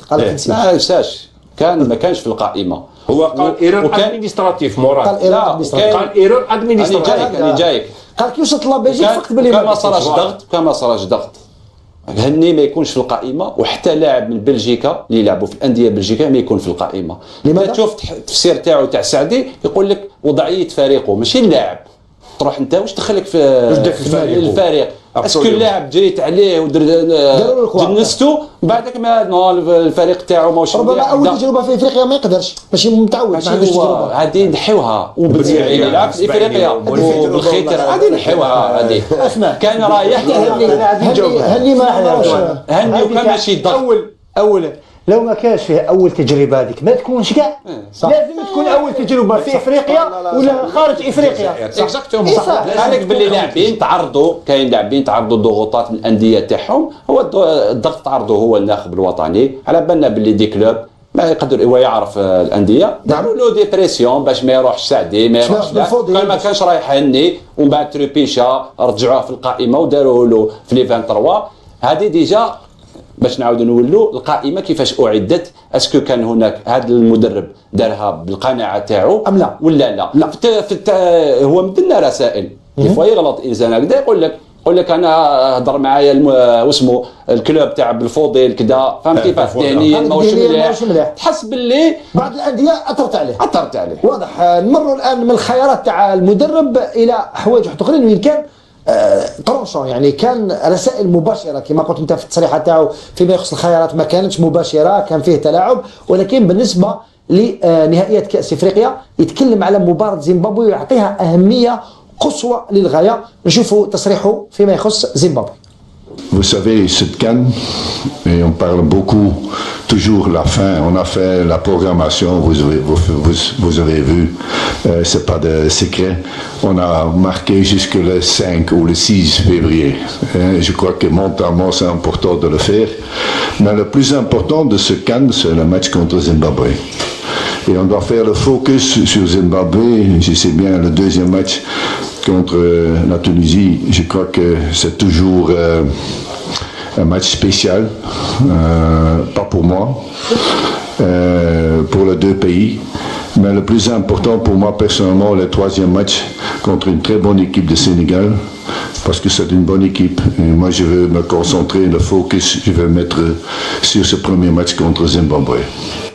إذا يركز كثيرا المدرب الوطني محمد خزروني على لقاء زيمبابوي. اسكو تعتقد بأنه متخوف من الدورة وبالتالي متخوف من اللقاء الأول أم لا يريد تكرار سيناريو ما حدث مع سعدان وفريق رفيق صيفي منتخب 2010 لما خسرنا المباراة الأولى 3-0 أمام مالاوي ولو أننا فيما بعد وصلنا لدور نصف نهائي أمام مصر؟ هل تعتقد بأنه هذا الفوكس كما قال هو التركيز كثير على زيمبابوي ممكن ماهوش مليح ولا تعتبره بلي حاجه مليحه؟ حسب رايك؟ شوف في قال في الكؤوس في الدورات كيما هكذا المقابله الاولى هي المصير تاع منتخب ولكن ماشي سوز اكزاكت. دونك احنا في الفوتبول اللي اكتشفها في 82 الجيري ربحت الالمان راحت فيناليست حنا خرجنا ببريميتو بتلاعب ربحنا 2 ماتش مازال باش تفارق ربح 2 ماتش وما جاتش. باش تشوف الناس دي فوا البريمي ماتش يموتيفي سادير باش تكمل في الدوره. سي تري امبورطون لو بريمي ماتش باسكو علاه عنده الحق ثاني ما يفو با نروحوا غير وين. لا احنا هنا باش نقولوا المقابله الاولى اللي هضر عليها اللي كانس على بالو باللي لو جو تاعنا بليكيب تاعنا باسكو ليفيكتيف اللي عندنا المقابله الاولى هي اللي حطينا دا باش نكملوا المقابلات اللي بقاونا ضد لا تونيزي السنغال. دونك انا جاب لي ربي راه متخوف كثير باش تقول ماشي متخوف حتى اللاعبين متخوفين من المقابله هذه الاولى لانه المنتخب زيمبابوي رغم انه منتخب زيمبابوي مقارنه بتونس والسنغال من المفروض هو المنتخب الاقل يعني قيمه من ناحيه سور بابي ولكن ماهيش قضيه سور بابي جوستومون هذا الكلام اللي حوزت عليها انا تاع سور بابي. الجيري سور بابي سي لي ميور بصح في التيران ما شفناش هذيك لي ميور. هذه شغل زيمبابوي اليوم ثاني زيتي موتيفي بار لو بريزيدون دار لهم دعم وراح ليهم فهمت كيفاش كاع الناس راهي حابه باش انها تكون تربح الجيري تحب ولا تكره كاع الناس تجي تربح الجيري كاع الناس تموتيفا انه تربح المقابله الاولى. هو علاش قال لك المقابله الاولى حتكون مصيريه باش نكملوا ولا رفيق ضمن نفس وسطوما المباراه الاولى امام لعبت نهائيات كاس افريقيا امام في 2000 ولا ايضا في 2010. هل تعتقد بانه اللقاء الاول مصيري ولو انه في الكثير من المرات الفرق اللي تبداش اللقاء الثاني مصيري والثالث مصيري ولكن كرة القدم العصريه تغيرت. تقدر تخسر بريمي ماتش تربح المباراه الثانيه والثالثه تتاهل. ولكن علاش مصيريه لنا ومهمه؟ لان احنا نمر بمرحله صعبه. احنا المباراتين الاخيرتين اللي خسرناهم امام نيجيريا وامام الكاميرون تعادلنا وخسرنا بطعم الهزيمه. ولكن نبحث على مباراه مرجعيه. لو بدينا لان هذه التشكيله وهذو اللاعبين الامكانيات المهاريه والفنيه ما نتكلموش عليها. نعرف انا عندما يكونوا في فورمه جيده تكون روح المجموعه موجوده العزيمه موجوده ومن بعد تمشي وحدها تفوز باول مباراه معنويات تزيد ترتفع ثقه في النفس عاود ترجع نفس التشكيله اللي صنعت احداث جيده. نقدر نقول في السنوات اللي من قبل أنا نمر بمرحلة صعبة لازم نقولوها. إذا منا المباراة الأولى لازم تكون مهمة جدا مهمة للمدرب ومهمة للاعبين لأن اللاعبين عندما تبدأ منافسة إفريقيا مثل هذا في البداية كلهم يعرفوا أن يقول لك لا المنتخب الوطني كل المنتخبات الأخرى نتكلموا ما بيناتنا اللاعبين القدامى ولا اللاعبين الحاليين تتكلم عليه يقول لك عندنا مشكل في الدفاع على الجزائر لو حسنت المشكل في الدفاع عندها أحسن وسط وأحسن هجوم. ولكن كل المنتخبات يريدون الإطاحة بالجزائر. ولكن لو بدينا بداية حتى ولو امام زيمبابوي انا متخوف من زيمبابوي ماشي متخوف من تونس والسنغال لان تونس والسنغال راح نعطوها نحترمها اكثر احترام لان نعرف المنافس شكون وما نحترمش وما زيمبابوي. لهذا المباراة الاولى مهمة جدا للجزائر. نعم مراد هاشمي في 2004 ذكروا بانه منتخب زيمبابوي فاز علينا لولا هدف اشيو خسرنا 2-1 لو ما سجلش الهدف هذاك لو بقينا 2-0 كنا نقصة في الدور الاول رغم اننا فزنا امام مصر وتعادلنا امام الكاميرون في 2004. اسكو هاد لي زيكيب مالاوي 3-0 في سنه 2010 هل المنتخبات هذه بين قوسين متواضعه في كل مره نحب كلمه انا هذيك بالعاميه يحبوا يديروا اسم امام الجزائر يدير لك حجره في الصباط يعني بالطبع دوكا ما بقاش ديجا فريق صغير في افريقيا لازم كاع الفرق تعطيهم الاهميه ولا تحضر لهم كما ينبغي خاصه هذه الفرق اللي تلعب فوتبول ديفيرون انجلو ساكسون يعني طريقه مختلفه ماهيش اللي موالفين حنايا لازم ندرسوا باش نولي التصريح تاع اللي كانس. اعتقد انا القراءه تاعي التصريح تاعو هو قال لك لازم نركزوا على اللقاء تاع زيمبابوي واللقاء الثاني على بالو ستان ديربي اللي عندنا قال لك منتخب تونس قال لك انا ماهوش لي مهم صح مهم للبلدين تسمى راهو موتيفاسيون يعني جايه بطريقه حساسيه. هو جاب لي ربي حبي يضمن التاهل قبل لقاء السنغال لانه يقول لك لقاء السنغال هام وشكر بزاف هذا المنتخب اللي خايف بين قوسين منه متخوف. هو ماذا به يضمن نقاط تاع التاهل قبل لقاء السنغال باش لقاء السنغال بالك يتلعب هو مرشح يعني نظريا شكون مرشح في المجموعه؟ مرشح الجزائر والسنغال جوج. يقول لك انا نضمن التاهل تاعي مع هاد الفريقين مع تونس وزيمبابوي ومن بعد نلعب اليز مع السنغال. سي لوجيك رشيد باش يقول مراد لانه الفريق ربما حيموتيفيه لي دو ماتش ومن بعد يقول لهم خذوا شويه السفل لاننا في الدور القادم راح يكون عندنا منافس صعب لانه راح يطيحوا في الجروب تاع الكاميرون ولا الغابون فوالا. لا انا هنا نوري كما قال لك رفيق قبل سي فري كرة القدم تطورت وتبدلت بزاف. انت تعرفين فاس فينال لا جيستيون دو فاس فينال elle est très importante. Ce n'est pas la même chose qui m'a gérer un match. La phase finale, c'est une phase finale pendant 15 jours. Les joueurs ils commencent à se lasser, psychologiquement, qu'il est dans le club تاعو, qu'il est dans في دارو.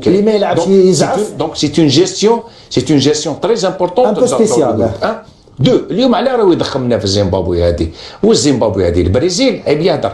نعطيك على سبيل المثال قلت قبيل وكما قال مراد في الانغولا واش بدينا زير يا اخي في انغولا بدينا زير 3-0 مع المالاوي. وين رحنا الدومي فينال هكذا 2004 بدينا مع الكاميرون يا اخي هكذا رحنا مع الكاميرون رحنا كارت فينال وتيليمينينا هذيك اللي مع المروك كاع الناس فلا. دونك ما يحبش اليوم يرجع لنا باللي لو بريمي ماتش ولو ان سي فري جو بارطاج ليدي واش قال قبيل رفيق على لو ماتش هذاك دونطري سور لو بلون بسيكولوجي. جو سوي داكور افيك توا سي فري مي يوم 3-0 خسرنا مع المالاوي يا جماعه 2010 3-0 خسرنا 2010 سوسي ne nous a pas empêché d'aller en demi-finale. كنا ليكيب كاليفي بور لا كوب دي موند. يعطيك الصحه. دونك صافي دير كونجور وضع ماشي كيف كما قال رفيق اون سونج دو ماتش. نقول هذا المدرب ربما عنده خبره صغيره باسكو دار مع غيني ايكواتوريال دار اون فاز فينال وخرج دراماتيكمون مع فيك البلد المنظم كي سونسوي. الخبره تاع لا فاز فينال اللي تريز امبورطون فيه. واضح. قبل ما نروح محمد خسروني خليوني نسمع المدرب ما يقوله ثاني توجور على مباراة زيمبابوي اللي ضل يأكد عليها في الندوة الصحفية. On a faim parce qu'on veut aller à Gabon. On va tout faire. On va essayer de nous montrer. Et ce sera plus dur qu'on croit. Hein. Je te dis déjà maintenant, vous pouvez noter, le premier match que Zimbabwe, je te dis, c'est un match difficile à analyser déjà maintenant. Voilà. بالحضره تاعو سي موتيفاسيون بور لي جوار اللي اون تران دو موتيفي لي جوار ويدير لهم في لا بريسيون. على المباراه الاولى خاصه المباراه الاولى سادير درك هذا سيت ان ميساج لو يدير فيه بور لي جوار سادير باش يكونسونطريو بوكو بلوس على البريمي ماتش. صافي دير انا ثاني نعاود نولي لرشيد عنده الحق ثاني ولكن نقول له باللي المقابله هذه تاع الغابون هذا زيمبابوي لا في الغابون مع زيمبابوي دونك الي بلو امبورطونت على اللي هضر عليها هو باسكو علاه الاولى رانا المشكل تاعنا في لا كوب دي موند رانا يعني خرجنا من دو كونتر بيرفورمانس تعادل ماشي كيما خليك الشك ماشي كيما 2010 جينا من تاهل تاريخي في درمان خسرنا في نيجيريا باي طريقه سدير باي طريقه اللاعبين في حاله لا كيما قلت دونك هذه المقابله لي بلو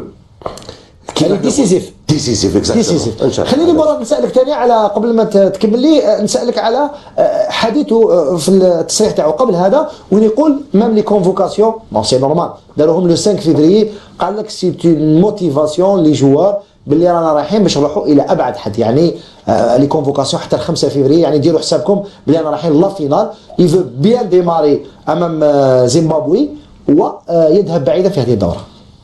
هي على كل حال كاع لي كونفوكاسيون اوبليجي دير كاع لو تورنوا ما ديرش بريمي تور دير باللي راك رايح تكمل حتى الخمسه.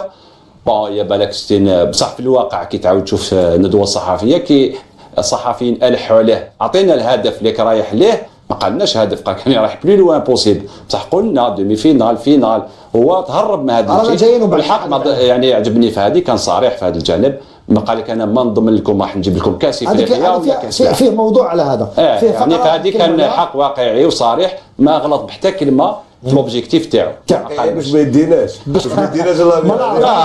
ومن بعد نقولوا لها في الكونترا تاعو مكتوب باللي il doit aller au Caridas. لا كاريداس، ولكن رئيس الاتحاديه صرح مؤخرا قال لك نريد الذهاب الى النهائي. قال لك ولما لا ما حبش يدخل في الميم اوبجيكتيف تاع رئيس الاتحاديه. واضح. راح نولوا الحديث على لوبجيكتيف لانه في عندنا فقره تاع التتويج وحظوظ الجزائر للتتويج بكاس افريقيا، ولكن قبل هذا نمروا الى مصباح وغياب كل من فغولي. نروحوا الى الفقره المواليه. مصباح يقلل من غياب فغولي وايضا مجاني في لازون ميكست البارح. قال مصباح بانهم هاد اللاعبين سيفريكو ربما عندهم يسون توجور سيليكسيونابل، ولكن قال لك ذهابهم من المنتخب ما راهوش نهايه العالم. قال هاد اللاعبين كاين لاعبين قبلهم ربما يتحدث على نفسه، يتحدث على الزياني، يتحدث على عنتر يحيى. قال لك لاعبين كثير غيروا او غادروا المنتخب وعاودوا رجعوا. ما لازمش نرجعوها قضيه راي عام. نشوفوا ما قالوا مصباح امس في الندوه الصحفيه. Écoutez, ça, les choix des, on va dire des 23 ou les choix des sélections, ça nous regarde pas nous les joueurs. C'est clair que voilà, on est tous algériens. De toute façon, faut pas, que ce soit pour Medjani ou Fegouli, faut pas s'inquiéter. C'est arrivé aussi à d'autres joueurs précédemment qui sont toujours revenus. Donc voilà, Sofiane et Karl, ce sont deux joueurs qui aiment l'Algérie, qui ont apporté beaucoup, mais ils sont toujours dans le, ce sont toujours des joueurs sélectionnables. Donc il n'y a pas de. اعتبر بلي كلامه منطقي. قال ما لازمش نكبروا الحاله. قال لك لاعبين كانوا في المنتخب راحوا، في حين انه البعض يقول بانهم يعني عدم استدعائهم راح يترك فراغ في المجموعه، لانه الامر يتعلق بمجاني اللي هو كان قائد الفريق، والدوزيام كابيتان سيتي فغولي. كي يروحوا دو كابيتان تحس ربما داخل المجموعه. شوف رضوان، انا تكلمنا في بدايه الحصه عليهم ونعرفوا قيمتهم في المجموعه، ونحسوا وش هو يحس اللاعب خاصة عندما لا يتم استدعائه في قائمة مثل هذه، في منافسة مثل هذه. احنا نتمنى خاصة في غولي ومجاني يعاودوا يرجعوا لمستواهم، لأن باب المنتخب مفتوح. اليوم لو تراجع مستوى ولم يتم استدعائه، بالك بعد شهرين يعاود فورمه جيده، ويعاود هو اللي يصنع الفرحات ويصنع الحدث ويصنع الفرق في المجموعه. ولكن تجاوز الثلاثينات الان راه تقريبا. لا مجاني نقدر نقول خاصه في غولي، لانه في غولي تقريبا 26 سنه مازال نحتاجه، ومازال المنتخب، وما ينساش واش قدموا من قبل، ومازال يزيد يقدم المنتخب. ولكن هذه فتره مر بها، وهذا خيار مدرب. ولكن تسريحات مصباح على ما اظن عاديه منطقيه، لان هذه كره القدم. كاين اللي يمشي، كاين اللي غادر يروح ويعاود يرجع، وكاين اللي يروح ما يرجعش. كل واحد محمد أسد تعتبر بانه مصباح ربما يتكلم حتى على نفسه، لانه هو راح من المنتخب وقت من الاوقات وعاود راح. قال لك يعني اروكي هو كان من بين كوادر قبل ما يولي غلام اساسي، كان مصباح من كوادر الفريق. هل تقليله من غيابهم ربما حيكون في صالح المجموعه حتى ما يبقاوش يفوكاليزيو؟ هاو ما كاش فغولي، هاو ما كاش مجاني، حتصرى لي كيما صرات لهم بليطار حتى يستغناو عليا نروح. تسمع حاول كلاعب اونسيان، يعني لاعب قديم، انه ينقص شويه من الضغط. هو حب اكزاكتومون حب ينقص شويه من الضغط، ولكن كلامه صح. احنا ما نجي نقولوا احنا نمدوا راينا، ماذا بينا يكونوا مع المنتخب الجزائري. سيرت ماهمش في الفورما كما يحب الخاطر، ولكن باش تنحي كابيتان رابيدمون هكذاك سي شويه. هو حب ينقص الضغط باسكو سمع باللي كاين مشكل كبير انه مجاني ما كاش وفغولي ما كاش. هو ليه هو قال لك هذه الدنيا فيها رايح وجاي. سي فري الدنيا هذه ما كاش واحد يخلد في بلاص. انت ما تخلد في هذا البلاص ولا ما نخلد انا، ولكن يفيندرا لو جور وين الانسان يتغير. قبل ما نروح للمراد نشوفوا ما قالوا مهدي عبيد لاعب المنتخب الوطني اللي ربما هو اللي عوض مجاني في القائمه. مهدي عبيد بار كونتر لم يريد تماما الإجابة على هذا السؤال. لاحظوا ما قالوا. Je n'ai pas du tout envie de réagir à cette question. Je pense qu'elle n'est pas nécessaire. Aujourd'hui, c'est le groupe qui est le plus important. Aujourd'hui, on est bien, on est dans de bonnes conditions et c'est ce qui est important. هذا هو الأهم حسب رأيه. هل تعتقد بأنه جوابه طبيعي لأنه يحس وش يقول يحصل؟ يقول باللي سي لو شوا تاع الكوتش يحصل، يقول باللي حاجة مليحة يحصل، يقول حاجة ماشي مليحة ربما يتعاقب كما تعاقبوا اللي من قبل. فما تعتقدش باللي راه في وضع يعني محرج. إجابة كانت ذكية يعني. ما حب يزعف حتى واحد. لاعب يا صراحة لاعب يعني كاين حرج وين تسأل اللاعب في أمر هذا. بالك هو يعلم باللي بالك هو الادرى منا انه بالك كان التنحيه لاسباب غير رياضيه، ما يقدرش يدخل لك هو على بالنا بلي كاين كالكو جوار على بالهم واش صار. كانوا عايشين في ما المجموعه حدث مع رايفات اي سون كومبليس كانوا حاضرين. ما يقدرش يقول لك هاو علاش نحا ولا واحد كيما مصباح جا حتى رد فعل تاع مصباح طبيعي يقول لك هادو لي كابيتان انا ما دافعوش عليا نهار تنحيت من ليكيب ناسيونال صح غدوه يروحوا الله يسهل ماذا بيا ندير براسا ونلعب تيتيلار. هذا هو تخمام لاعب اناني في التخمام تاعو ماذا بيه هو اللي يلعب هو اللي يكون في لاكان. راح صاحبه بالك يتاثر صح كانوا معاهم كانوا في الجروب كانت بصح باش تقول لي في التيران يزعف باسكو صاحبه كونكيرون تاعو ما كانش هذه كاع تصريحات منها هذه كاع ما كاش منهم. رشيد نظن انا سي اون رياكسيون لوجيك تاع مصباح سي فري كيما قال مراد سي لوجيك du moment que c'est un ancien coéquipier, ils ont passé ensemble la phase finale de la Coupe d'Afrique, le mondial kiff, ils ont des affinités, ils ont partagé des moments ensemble. Donc la réaction Théo, pour moi, un soutien direct les deux joueurs. Il voulait à sa manière soutenir les deux joueurs. Car voilà, il a dit, voilà, on laisse entendre que ces joueurs قادرين يعاودوا يوليو peut-être مورلاكان. هذه من جهة.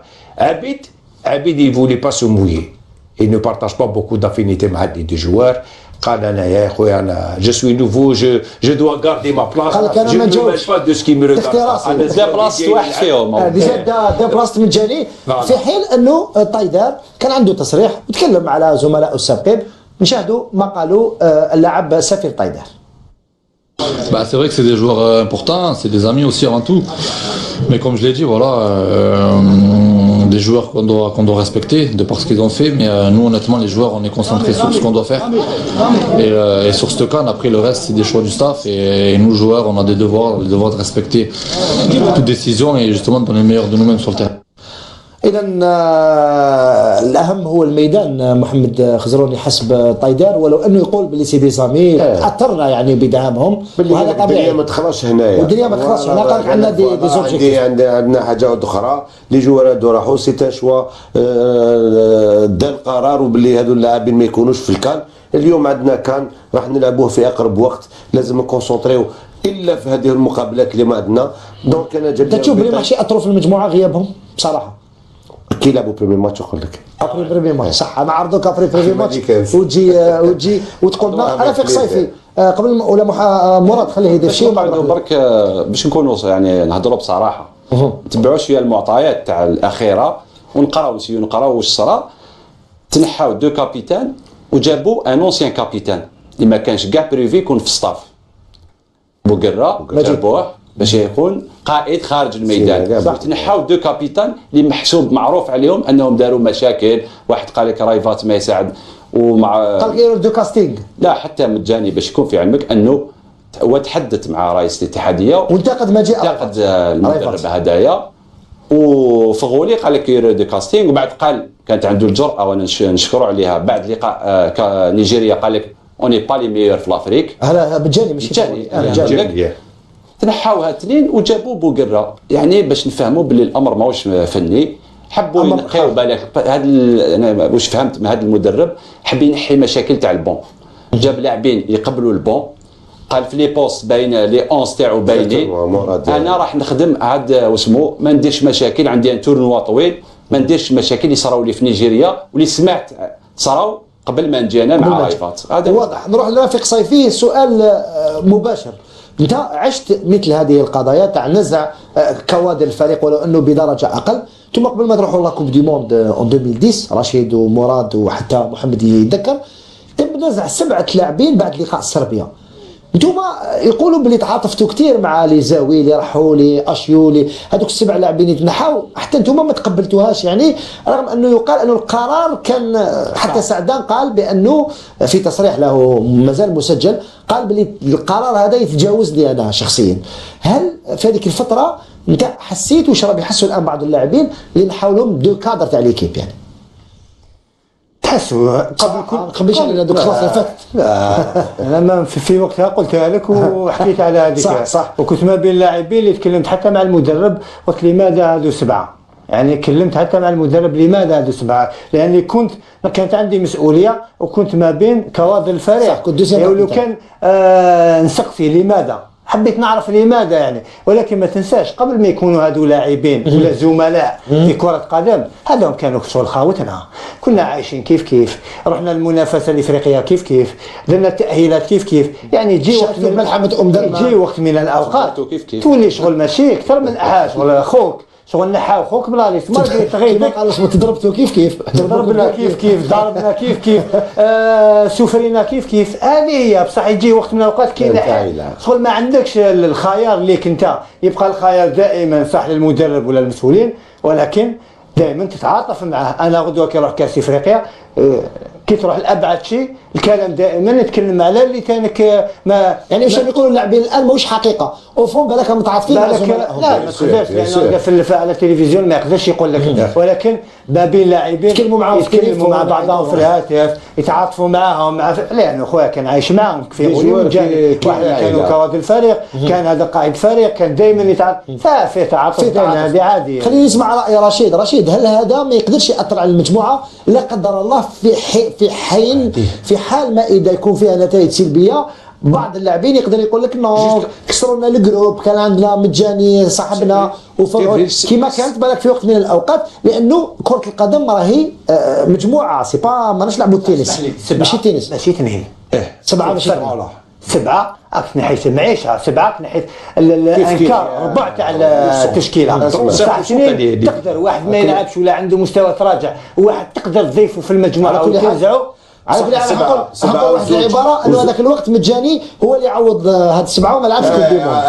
ومجاني كان موجود جا هو نحاول يسات وراح دار ديمون هو اسرتان بالعيد اللي ما لعبش باش نحكي دقيقه بالعيد هذايا الجيرو تونيزيا نقطه استفهام. هذه عائله دوك في العائلات نحكي واحد من تعيش في داركم وتجوز وقتك بزاف، ولا باك كل جوال باك عندهم واحد العقليه يداسروا كما حنا نقولوا تصارى قادر تسيب جوار مزوج مع خد جوار يعني يقولوا عائله حقيقيه دوك ما تنجمش رابيدمون انك تنحي لهم واحد ولا زوج ينضروا في لو فون تاعهم، ينضروا سيرتو دوك بهاد لي سوا ديزون اللاعبين اللي لعبوا في البطوله الاوروبيه سي دي جوار اللي سي دي ميغري فوالا اللي راهم حنا جزائريين وما جامي شكينا في الاخرى تاعهم، ولكن عندهم واحد الانسجام، واحد العقليه صدر يتحبوا. دونك باش تنحي لاعبين هكذا صدر رابيدمون هكذا صدر الصح يتاثروا هذه اللي انا مانيش حاب جوستومون السؤال تاعك باش نرجع السؤال تاعك، مانيش حاب اليوم نمدوا ان اليبي سوا لي جوار ولا ستاف تكنيك اون سي جامي غدوه ولا تكون كونتر بيرفورمانس قال فوالا كاين باش نشدوا قال فوالا ونحينا هذوك جوج كيما فين نقولوا الطقس تاع سي سكي باسي باش نذكرك مورا الذكر قبل الكامرون في لافير نهار ارايفاك مد ليكيب وما فيهاش براهيمي وفغولي لا ومن بعد ابري لو ماتش سيرتان جوار اوف on déclaré qu'ils ont été perturbés par cette histoire. Par cette histoire, c'est d'où la mauvaise prestation contre le Cameroun في بليده. اليوم حنا ماناش حابين نطيحوا في هذاك لو ميم سيناريو. انا نطرح سؤال برك مانيش عارف لا نلقى الاجوبه ولا بكاش.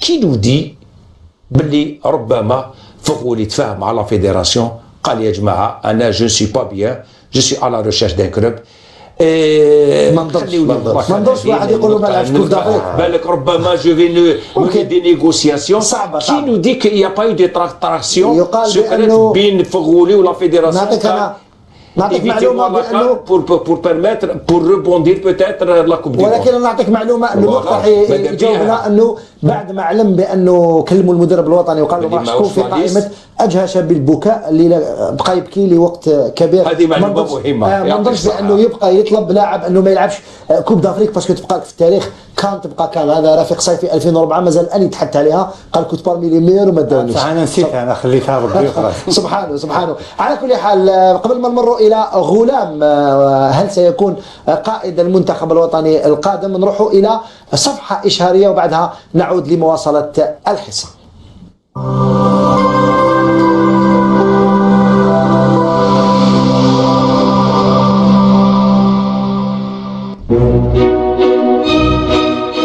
هذا شحال وانا نستنى فيك، اللي قبلك كامل حرقوا لي معدي، هبلتيني بالشده وفتحتي لي عينيا.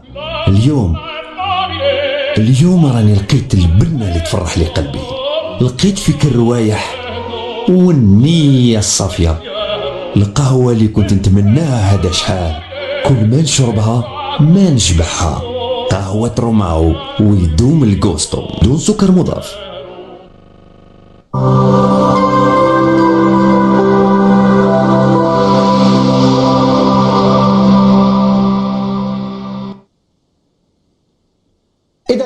بعد ما تطرقنا إلى المواضيع الثلاثة اللي تتعلق بالمنتخب الوطني وبعد الكرة الذهبية للكاف اللي منحت اليوم، ثم تحدثنا على تصريحات لكانس وبعدها مصباح يقلل من غياب كل من فغولي ومجاني. نروح الآن إلى غلام اللي من المنتظر ربما لديه حظوظ كبيرة ليكون هو القائد الجديد للمنتخب الوطني في غياب كل من كارل مجاني القائد الأول وكذا سفيان فغولي، رغم أنه أسماء أخرى على غرار مبولحي، على غرار أيضا براهيمي سليماني وأيضا ماندي ممكن قد يكون أحدهم قائدا للمنتخب الوطني. نشاهدوا ما قاله جورج ليكانس فيما يتعلق بشارة القائد.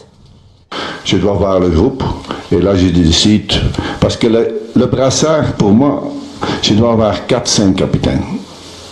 Dans ce colonne vertébrale, je dois avoir quelques-uns qui prennent aussi cette équipe sur leur dos et ils sont avec 3-4. Si c'est seulement le capitaine qui fait ça, on a une équipe faible. On a une équipe qui n'a pas de personnalité. Je crois que j'ai 4, 5, 6 joueurs qui ont une personnalité, qui ont aussi cette... ils ne sont pas toujours le meilleur joueur, hein. Fais attention, le meilleur joueur parfois il fait de l'action et là je crois que ce capitaine je vais décider en la fin de semaine ou quoi. C'est pas le plus important maintenant. إذا جورج ليكانس لا يعتبر قائد الفريق بالضرورة مراد هاشمي هو أحسن لاعب فوق أرضية الميدان، هذا ما يظهره من خلال حديثه. هل تعتقد أنه قال هذا الأسبوع بعد ما نتحدث مع اللاعبين، بعد ما نتحدث مع الكثير من ربما من الطاقم الفني بقيادة أيضا مجيد بوقرة اللي راه متواجد الآن في الطاقم، راح يقرر فيما يتعلق بالقائد؟ هل تعتقد بأنه جوابه دبلوماسي وأنه في راسه يعني راه مخير ديجا كابيتان ديكيب اللي يقال أنه فوزي غلام؟ طبعا اكيد ان المدرب عنده فكره، ما دام حددنا حتى عدد اللاعبين يعني اللي عندهم يكونوا مؤهلين باش يحملوا شارة القائد، واعتقد ان غلام عنده المواصفات باش يكون القائد، رغم انه كاين يعني لاعبين اخرين مثلا براهيمي اللي يقدر يكون هو قائد لهذه المجموعه، او حتى لاعبين قدامى مثل سوداني مبولحي قادرين يعني يحملوا، لكن كما قلت هذا الخيار ما بالناش اسكو راح يخير هو ولا بمشاورة اللاعبين ولا بمشاورة رئيس الاتحادية محمد روراو. بالتأكيد رئيس الاتحادية حيكون عنده كلمة في اختيار القائد وحتى الطاقم الفني. أعتقد بأنه حيكون قال أنا إنسان أستمع كثيرا رشيد عباد. هل تعتقد أنه راح يلقى صعوبة في إيجاد القائد القادم للمنتخب الوطني؟ لأنه سيتي كيستيون كي سبوز الآن كاين لاكان أنا على بعد 10 أيام من المباراة الأولى لازم لك ان كابيتان ولازم لك ان دوزيام كابيتان وان تروازيام كابيتان. نظن أنا ولا فريمون يخمم في فوزي غلام، نظن الأجدر باش يكون كابيتان ديكيب ونورمالمون رئيس مبولحي سي البلوز أونسيان، سي لو سول براتيكمون في ديكيب يلعب لا كوب دي موند 2010 ويلعب لا كوب دي موند 2014. دونك ولا هو عنده استراتيجية باش يمد كابيتان ديكيب من هاد اللاعبين. نور كيما كنا نتكلموا دوك مع رفيق في الكواليس، كاين دي زونسيان بارول دو ميريت دون يجي سوداني ولا يجي سليماني، لكن انا حتى مصباح كيما انا كاين مصباح مراد احتياطي، لما يكون احتياطي ما تقدرش تعطي شارة القائد اللي مصباح اللي هو احتياطي تاع غلام. نعم لازم يكون تيتولار، لكن انا يكون احتياطي ام لا مانيش عارف، ممكن ما نعرفش غلام ما نظنش. الشاطروني راي كيما قال يعني سي با فورسي لو كابيتان ديكيب سي با فورسيمون لو ميور سور التيران. نعم مانيش عارف انا مانيش على روحي براتيكمون بون سي لو ميور حسب رايك 90% سي الميور. نو انا اعتقد بلي حاليا شوفوا حنا بكري لي غرون كابيتان ديكيب كاع كانوا دي نيميرو 10 كيما يقولوا 10 قبطان. ماشي بالضروره ماشي بالضروره لانه محرز سي كيلكان كي كومونيك با بزاف مع اللاعبين مع الحكام ومع اللاعبين، وبالتالي ما يعطيش الكابيتانا ربما الى اللاعب محرز، رغم انه الاضواء كلها على رياض محرز. واش تعتقد انت محمد؟ نجاوبوا فيه. كاين لاعبين اللي كانوا مقلقين بكري، كان عندهم اعصاب وكذا، يعطوا لهم الكابيتانا باش يتكلموا. فهمت كيفاش؟ باش يدخلوا يعني فيها حكمه، باسكو الكابيتان فيها حكمه. ولكن في المنتخب الجزائري اليوم نهضروا حاليا، خاطر هذاك وقت فات وكذا، اليوم الفريق الوطني الجزائري انا اللي نجم نشوفه يكون هو القائد الاخر هو مبولحي. على مبولحي سي الاساسي، لانه لعب كاع لي ماتش ملي لا يتي كونفوكي لا بروميير فوا للان عليك مازال ما تنحاش. عنده دو كوب دي موند صادر سي لو. وزيد انا شفناه مبولحي انه يتكلم مع اللاعبين. بار كونتر غلام سي ان تيب عاقل داخل في التيران، صادر اونفا برا عاقل، ولكن في التيران يسو كومبورت دي فوا يتقلق. فهمت كيفاش؟ دونك انا بوكو بلوس امبولسيف اكزاكتومون. دونك سي انا اللي نجم يكون اليوم هو ما تشوفش محمد، اسمح لي نقاطعك، ما تشوفش انت كلاعب سابق في بعض الاحيان اللاعبين هما اللي يمبوزيو الكابيتانا اللي منتمدها. علاش؟ بالك كاين لاعبين ما يقبلوش لاعب كابيتان رغم انه يستحق، وبالتالي المدرب يدير كونسيسيون، يقول معليش نمدها اللي يحبوا لي جوار اللي كومينيكيو معاه بزاف، ماشي بالضروره. انا شخصيا نعتبر باللي حتى قائد الفريق هو حارس مرمى اللي بعيد الهيه على اللعب في بعض الاحيان، ما يقدرش يتكلم مع الحكم. جو بونس كو لازم يكون جوار دو شون. هذا رايي. هو كابيتان ديك كيف بوفون مستوى اخر. هو الناخب الوطني كان تكلم مع انه قال لك لازم يكونوا 5 4 5 قال لك اللي نعزم عليهم في ارضيه الميدان ما ينجموش يكونوا 5. هذا الكابيتان بالك كان معروف عندك 2 اسماوات 3 اسماوات باينين، اونكا يخرج كارطون روج، اونكا بليسيور وكذا يكون واحد ديجا مهيئ انه كابيتان. وزيد الشيء اللي ندار لهذه الخطره هو رجوع بوقرة للفريق الوطني الجزائري، هو اللي راح يزيد. انا بوكو بلوس انا شفت على حساب العقليه، هو اللي راح يتكلم مع اللاعبين في الفيستير، هو اللي راح يموتيفي اللاعبين من ناحيه هذيك تاع يدير لهم هذيك الحماس ويدير لهم هذيك باسكو يقول لك اليوم علاش لو كان نتسالوا اليوم انا ما جبناش. نعطيك ان اكزومبل ماهوش قدامي رفيق، على ما جبنا صيفي وجبنا قديوره، صدير كان يجب بوقرة حبيت تقول بوقرة، على ما جبناش رفيق صيفي وجبنا بوقرة، كان يجبوا يكونوا في زوج. باسكو لا تحب ولا تكره اليوم الفريق الوطني الجزائري لازم يكونوا هادو الناس باش يدير تدعيم يوصلوا رساله. هذا ما خلينا نروحوا لرفيق صيفي اللي سبق له حمل شارة القائد في المنتخب الوطني. كيفاش يتم اختيار القائد تاع المنتخب الوطني؟ مثلا انت في وقتك كان فيه الحديث على عنتر يحيى، رفيق صيفي، ماجد بوقرة. في غياب ماجد بوقرة حملت انت شارة القائد وما حملهاش مثلا عنتر يحيى. كيفاش سعدان يخير القائد؟ هل يسقسي لي جوار؟ اسكو يسقسي الطاقم؟ في مدربين بقدر مثال كنا 3 ولا 4. بوقرة، انا عنتر يحيى، منصوري كانوا 4 ثم باينين اللي كون يغيب هذا ولا اصابه ولا هذا ملعب ولا يخرج هذا لازم تعطيك اشاره القائد اللي يدخل الواحد. كاين مدربين اللي يميزوا اكثر على واحد اللي قديم في المجموعه. كاين اللي يقول لك انا اللي يصنع لي الفارق واحسن، ولكن بالنسبه لي ولا تقريبا عامه اختيار قائد الفريق لازم تكون عنده اول شيء الكاريزما، ثاني شيء كلامه يكون مسموع في المجموعه، عندما يكون يتكلم الناس تسمع له، احترامه في المجموعه. والاحترام هذا من وين يجي الاحترام؟ مردوده داخل داخل الملعب، يعني يعطيك المردود هذاك، ويعطيك كما يقولوا احنا نعطيو الكابيتان، بصح لو ما عطيتنيش المردود ولا الاداء تاعك فوق الميدان، الاحترام هذاك ما يجيكش من اللاعبين. ولكن عندما يكون المردود تاعك وتعطيه فوق ارضيه الميدان وتكون مسموع من المجموعه، هنا يتم اختياره. بالنسبه للتشكيله الموجوده تقدر تكون كاين 3 4 اسماء لكل على كل حال كل واحد عنده خيار، كاين بولحي او غلام او سليماني. بالنسبه لي الثلاثي هذا يقدروا يكونوا ومع المدرب وين يدير الترتيب. هل تختار بالنسبه بولحي كحارس مثل ما قلت، كاين اللي يختاروا اكثر لاعب بيكون داخل ارضيه الميدان لان الحاكم يكون قريب له. في بعض المخالفات يقدر يتدخل، بولحي ما يقدرش في كل مره يجي من يعني من المرمى يطلع حتى اللاعب في بعض الأحيان يكون الخيار الانسب لاعب داخل ارضيه الملعب. سليماني كمهاجم يعني احترامه فوق اساسي ولازم اللاعب يكون تقريبا اساسيا مثل غلام او سليماني ولا في اسماء يعني. ولكن الخيار ابراهيمي صحيح. عندما تشوف ابراهيمي شويه تيميد ما يتكلمش كثير، الكلام هو دائما بالكره فوق ارضيه الملعب. مش في نظر ابراهيمي يتنرفز ولا يتكلم ولكن كل لاعب عنده مواصفاته. تصريح لكاس ايضا مراد، انت كنت حاضر في الندوه الصحفيه، رشيد راح تستمع لكاس يتكلم على شرط القائد ويقول لازم نقطعها ربما على 3 ما نعطيهاش غير لواحد. خلينا نسمعوا ما قالوا جورج لكاس. Prendre responsabilité. Et c'est trop facile, c'est pas moi. C'est pas lui. C'est l'entraîneur. Le système des jeux. Je rigole. C'est moi qui dois adapter mon système de jeu vis-à-vis des qualités de mes joueurs et le moment de mes joueurs. Parce que certaines sont maintenant dans une... Brahimi, il est bien maintenant. S'il reste comme ça peut être aussi quelqu'un qui porte cette équipe. Slimani, il fait bien, hein, la dernière semaine. Il marque, c'est de la tête là, fantastique. Hein, et là, il y a certains joueurs, moi je ne vais pas donner ce brassard comme ça, responsable. Moi je vais couper ce brassard, allez, et donner responsabilité. Et comme ça, dans chaque ligne, je dois avoir au minimum 1 ou 2 qui font ça.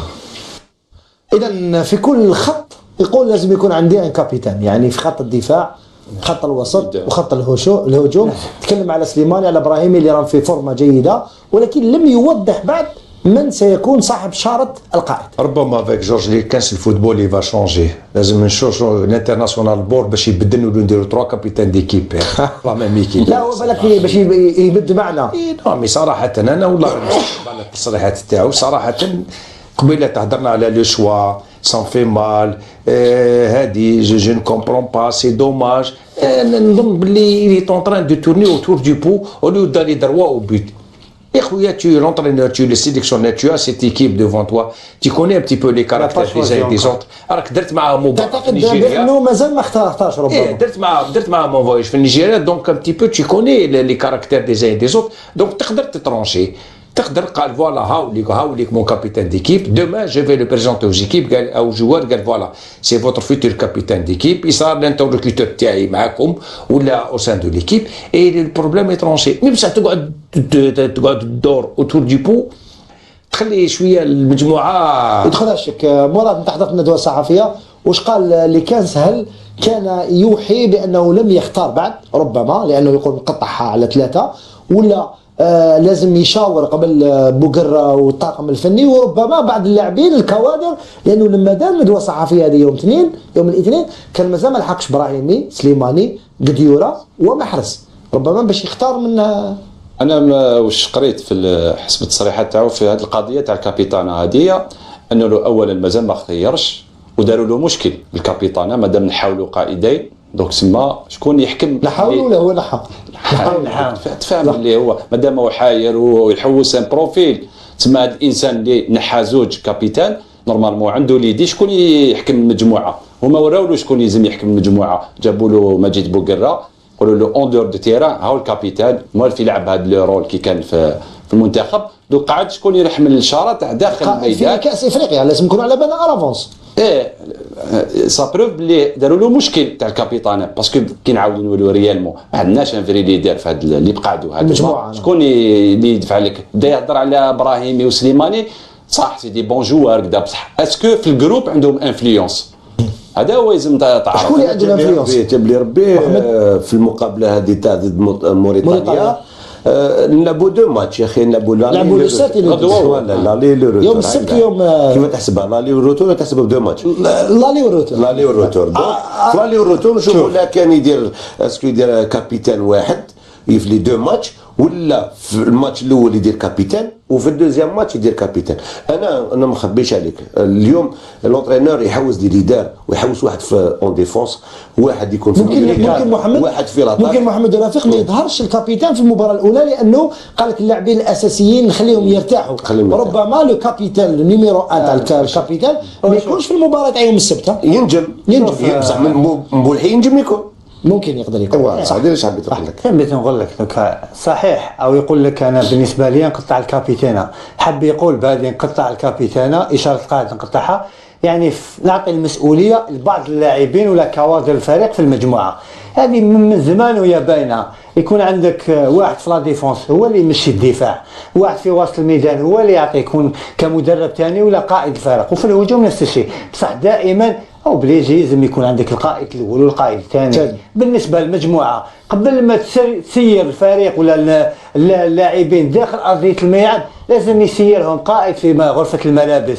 يا اخي نعرفوا قبل ما ندخلوا للملعب شكون اللي يتكلم في غرفه الملابس، شكون اللي يتكلم كي تكون في التسخينات ارضيه الميدان، شكون اللي يشجع اللاعبين، شكون كي تكون خاسر ولا متعادل اللي يعطي الكلمه، اللي يصرخ فوق ارضيه الميدان. يلزم لك احنا نتكلموا قال محارب، يلزم لك محارب اول وثاني في المجموعه اللي يعطيك هذا. في بعض الاحيان يكونوا الناس راقده ماكس دوميني في المباراه، ماكس سيرها، واحد يزيد يعيط كلام ويزيد يصح. هنا وين تعرف القائد الحقيقي ماشي غير كلام برك. هذا واش حبيت نكمل في واش قال رفيق، صدر لو جوار كيكون ليكيب خاسره في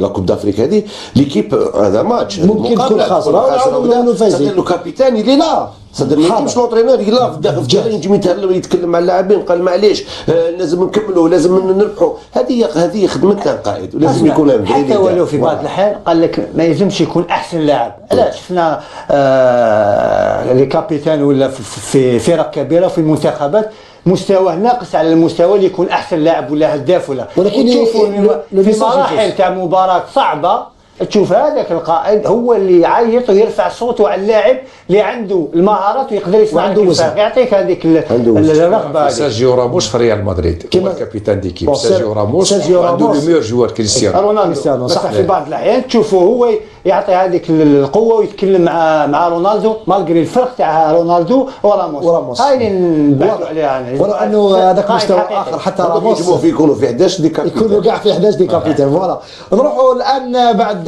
غلام نروحوا الى الفقره المواليه لتتحدث على لقاء الجزائر موريتانيا. ماذا ننتظر من لقاء موريتانيا الاول والثاني؟ لقاء سيلعب يوم السبت يوم 7، واللقاء الثاني سيلعب يوم 10 بسيدي موسى في مباراه مغلقه لانها راح يحضر لكاس التكتيك تاعو تحسبا لمباراه زيمبابوي.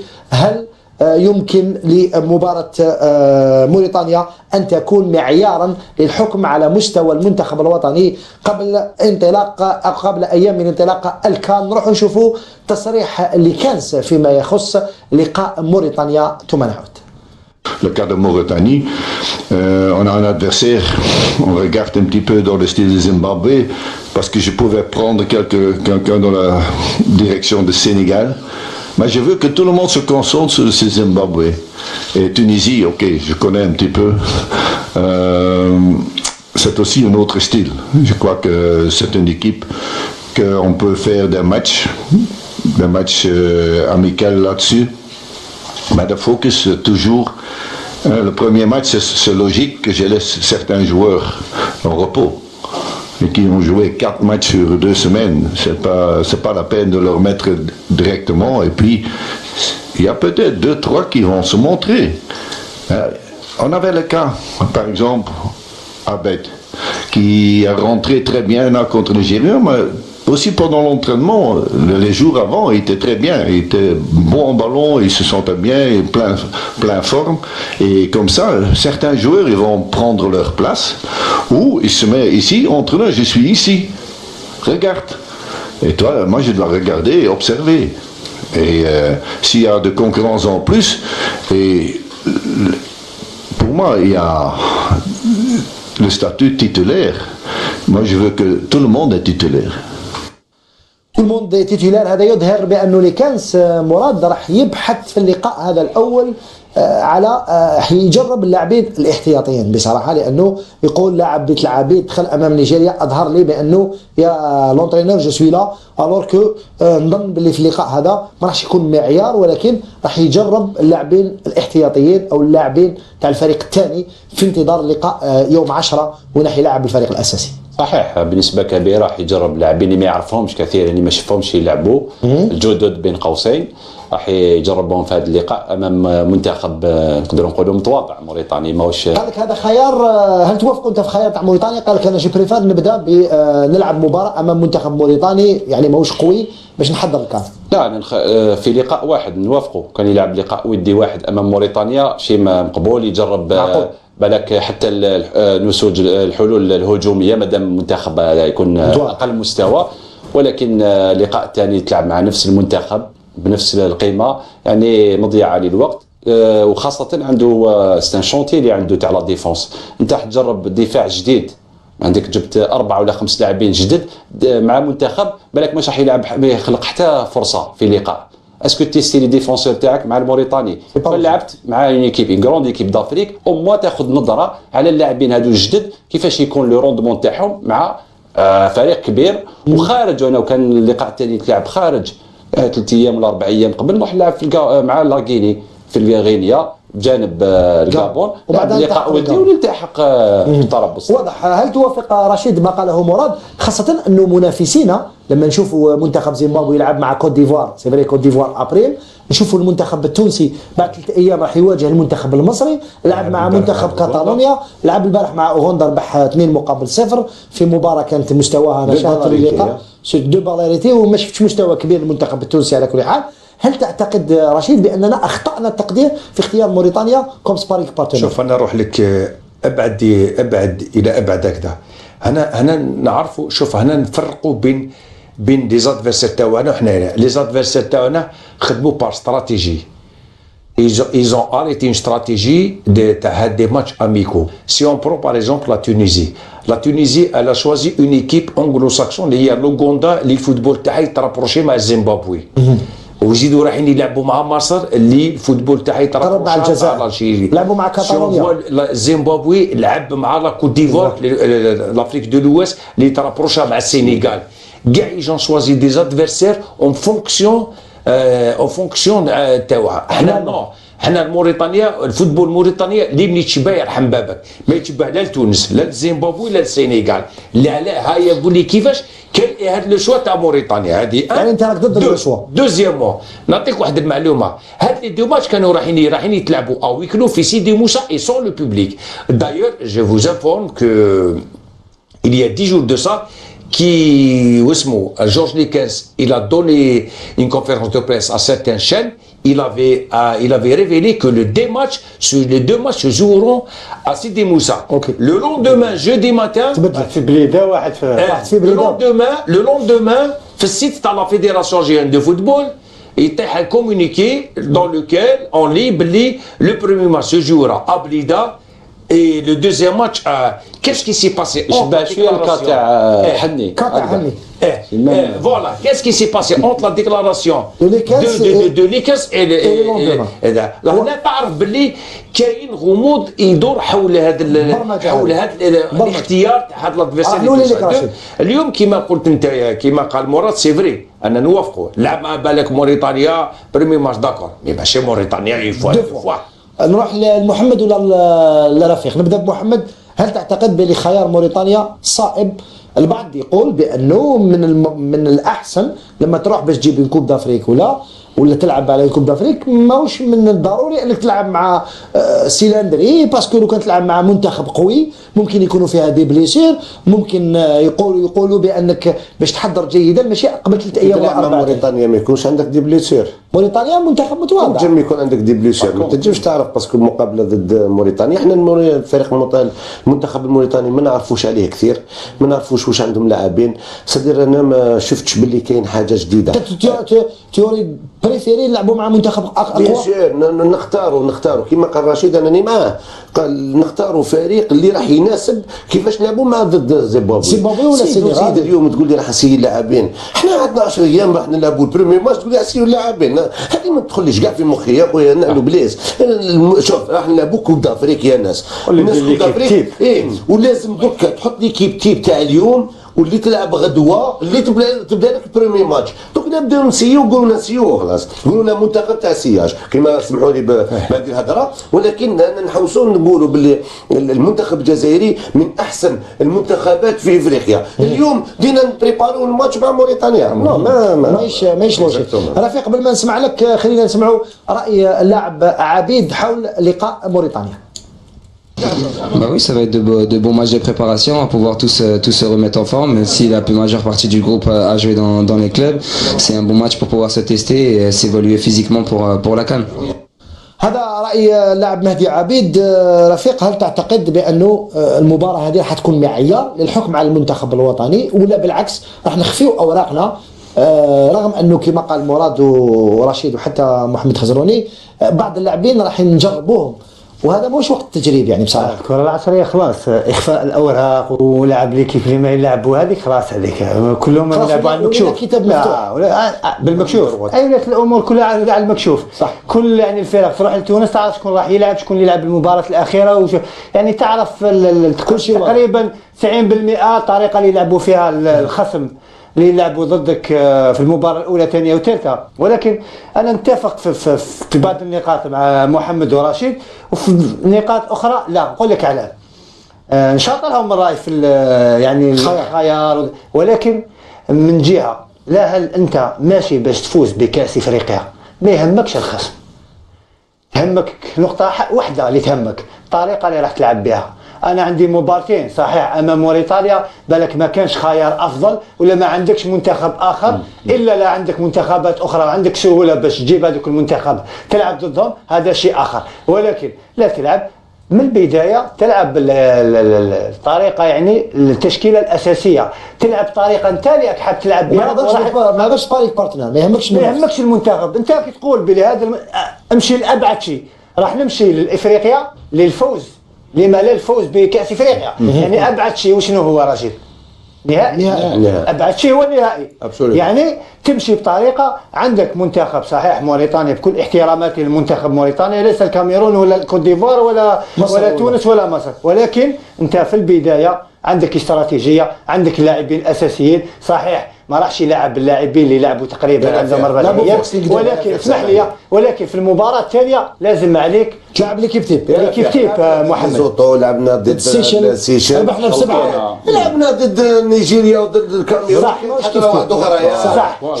انا معك معليش محمد، انت عندك الحق شراك تقول، صدر ما يهمكش المنتخب كما يهمك التشكيله اللي راح تكون في اول مقابله.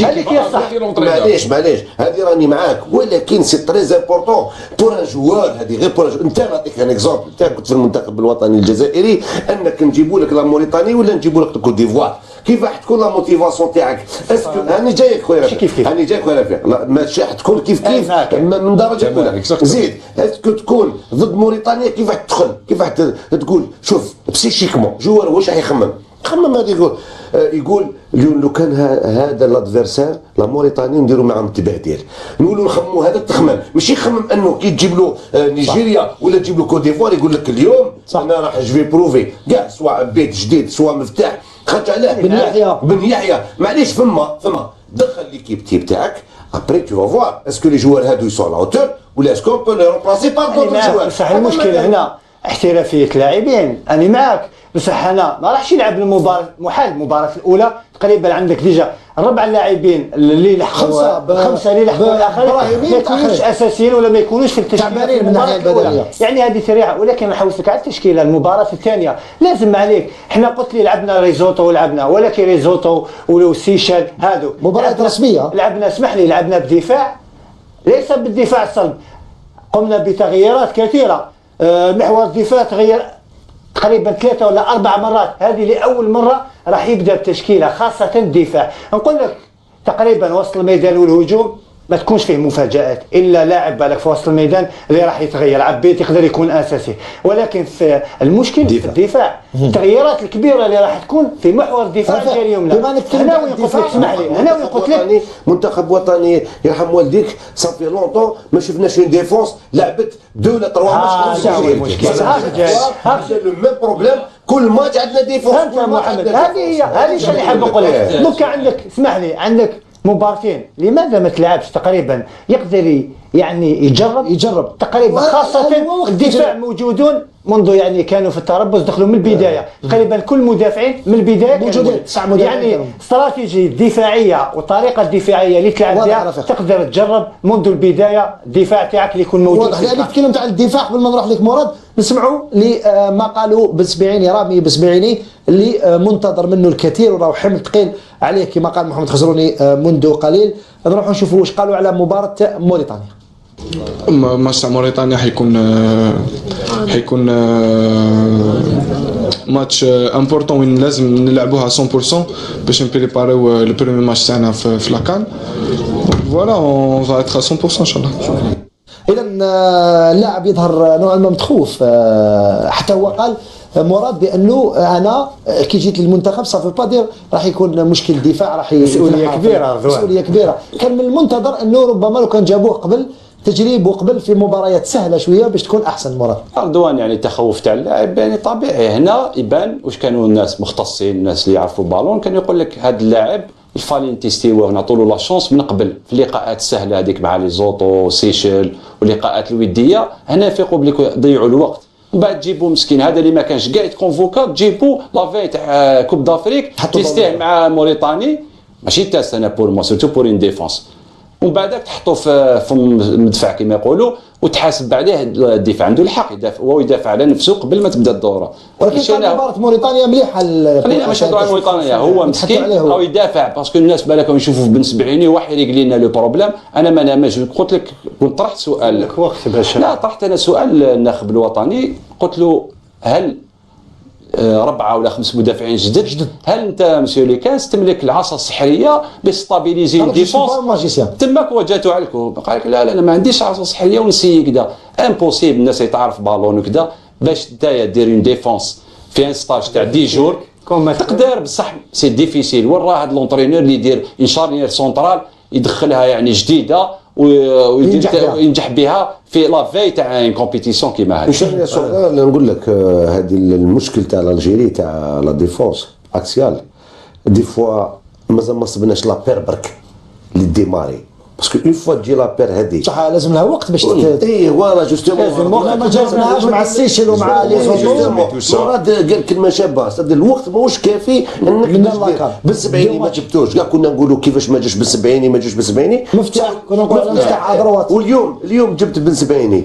شوف هذيك راسو تاعو تضربوا منه ما يزيدش الدم باسكو تيرمو لا بريسيون خايف.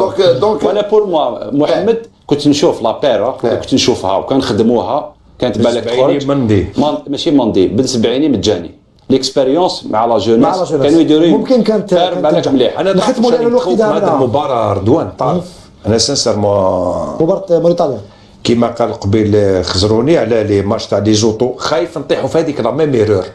وشنو هي اليوم نلعبوا مع موريتانيا ادميتون ان سيناريو تري فور بلوزيبل نربحوا 4-0 ونطيحوا في لوتو ساتيسفاكسيون نتاع فروتو ساكسيون. ومن بعد يقول لك نو نيجيريا وكامون سيتي ان اكسيدون باركور هاي ليكيبي تو سا، وبعد نطيحوا بهذاك الغرور كي نروحوا لا فاز فينال لا كوب دافريك نصطادوا بالحقيقه. هاي اللي خايف فيها.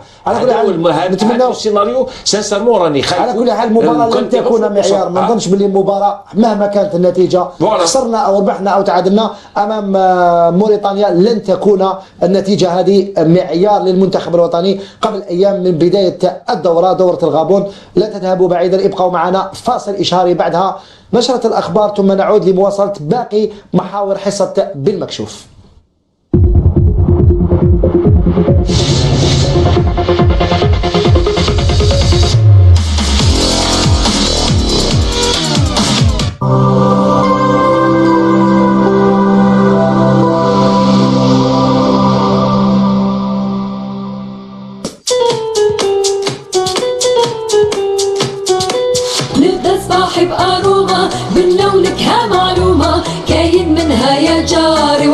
قهوة الأحباب الغاشي قاع في الحومة يشرب قهوة أروما، أروما اختياري ما نبدلهاش محال. أروما إسبريسو قهوتنا العالمية وعليها ما نستغنو، من أروما زدني شوية وبنتها هايلة. أروما متعة التذوق. الغاشي قاع في الحومة يشرب قهوة أروما. أروما اختياري من ضد الهش محال.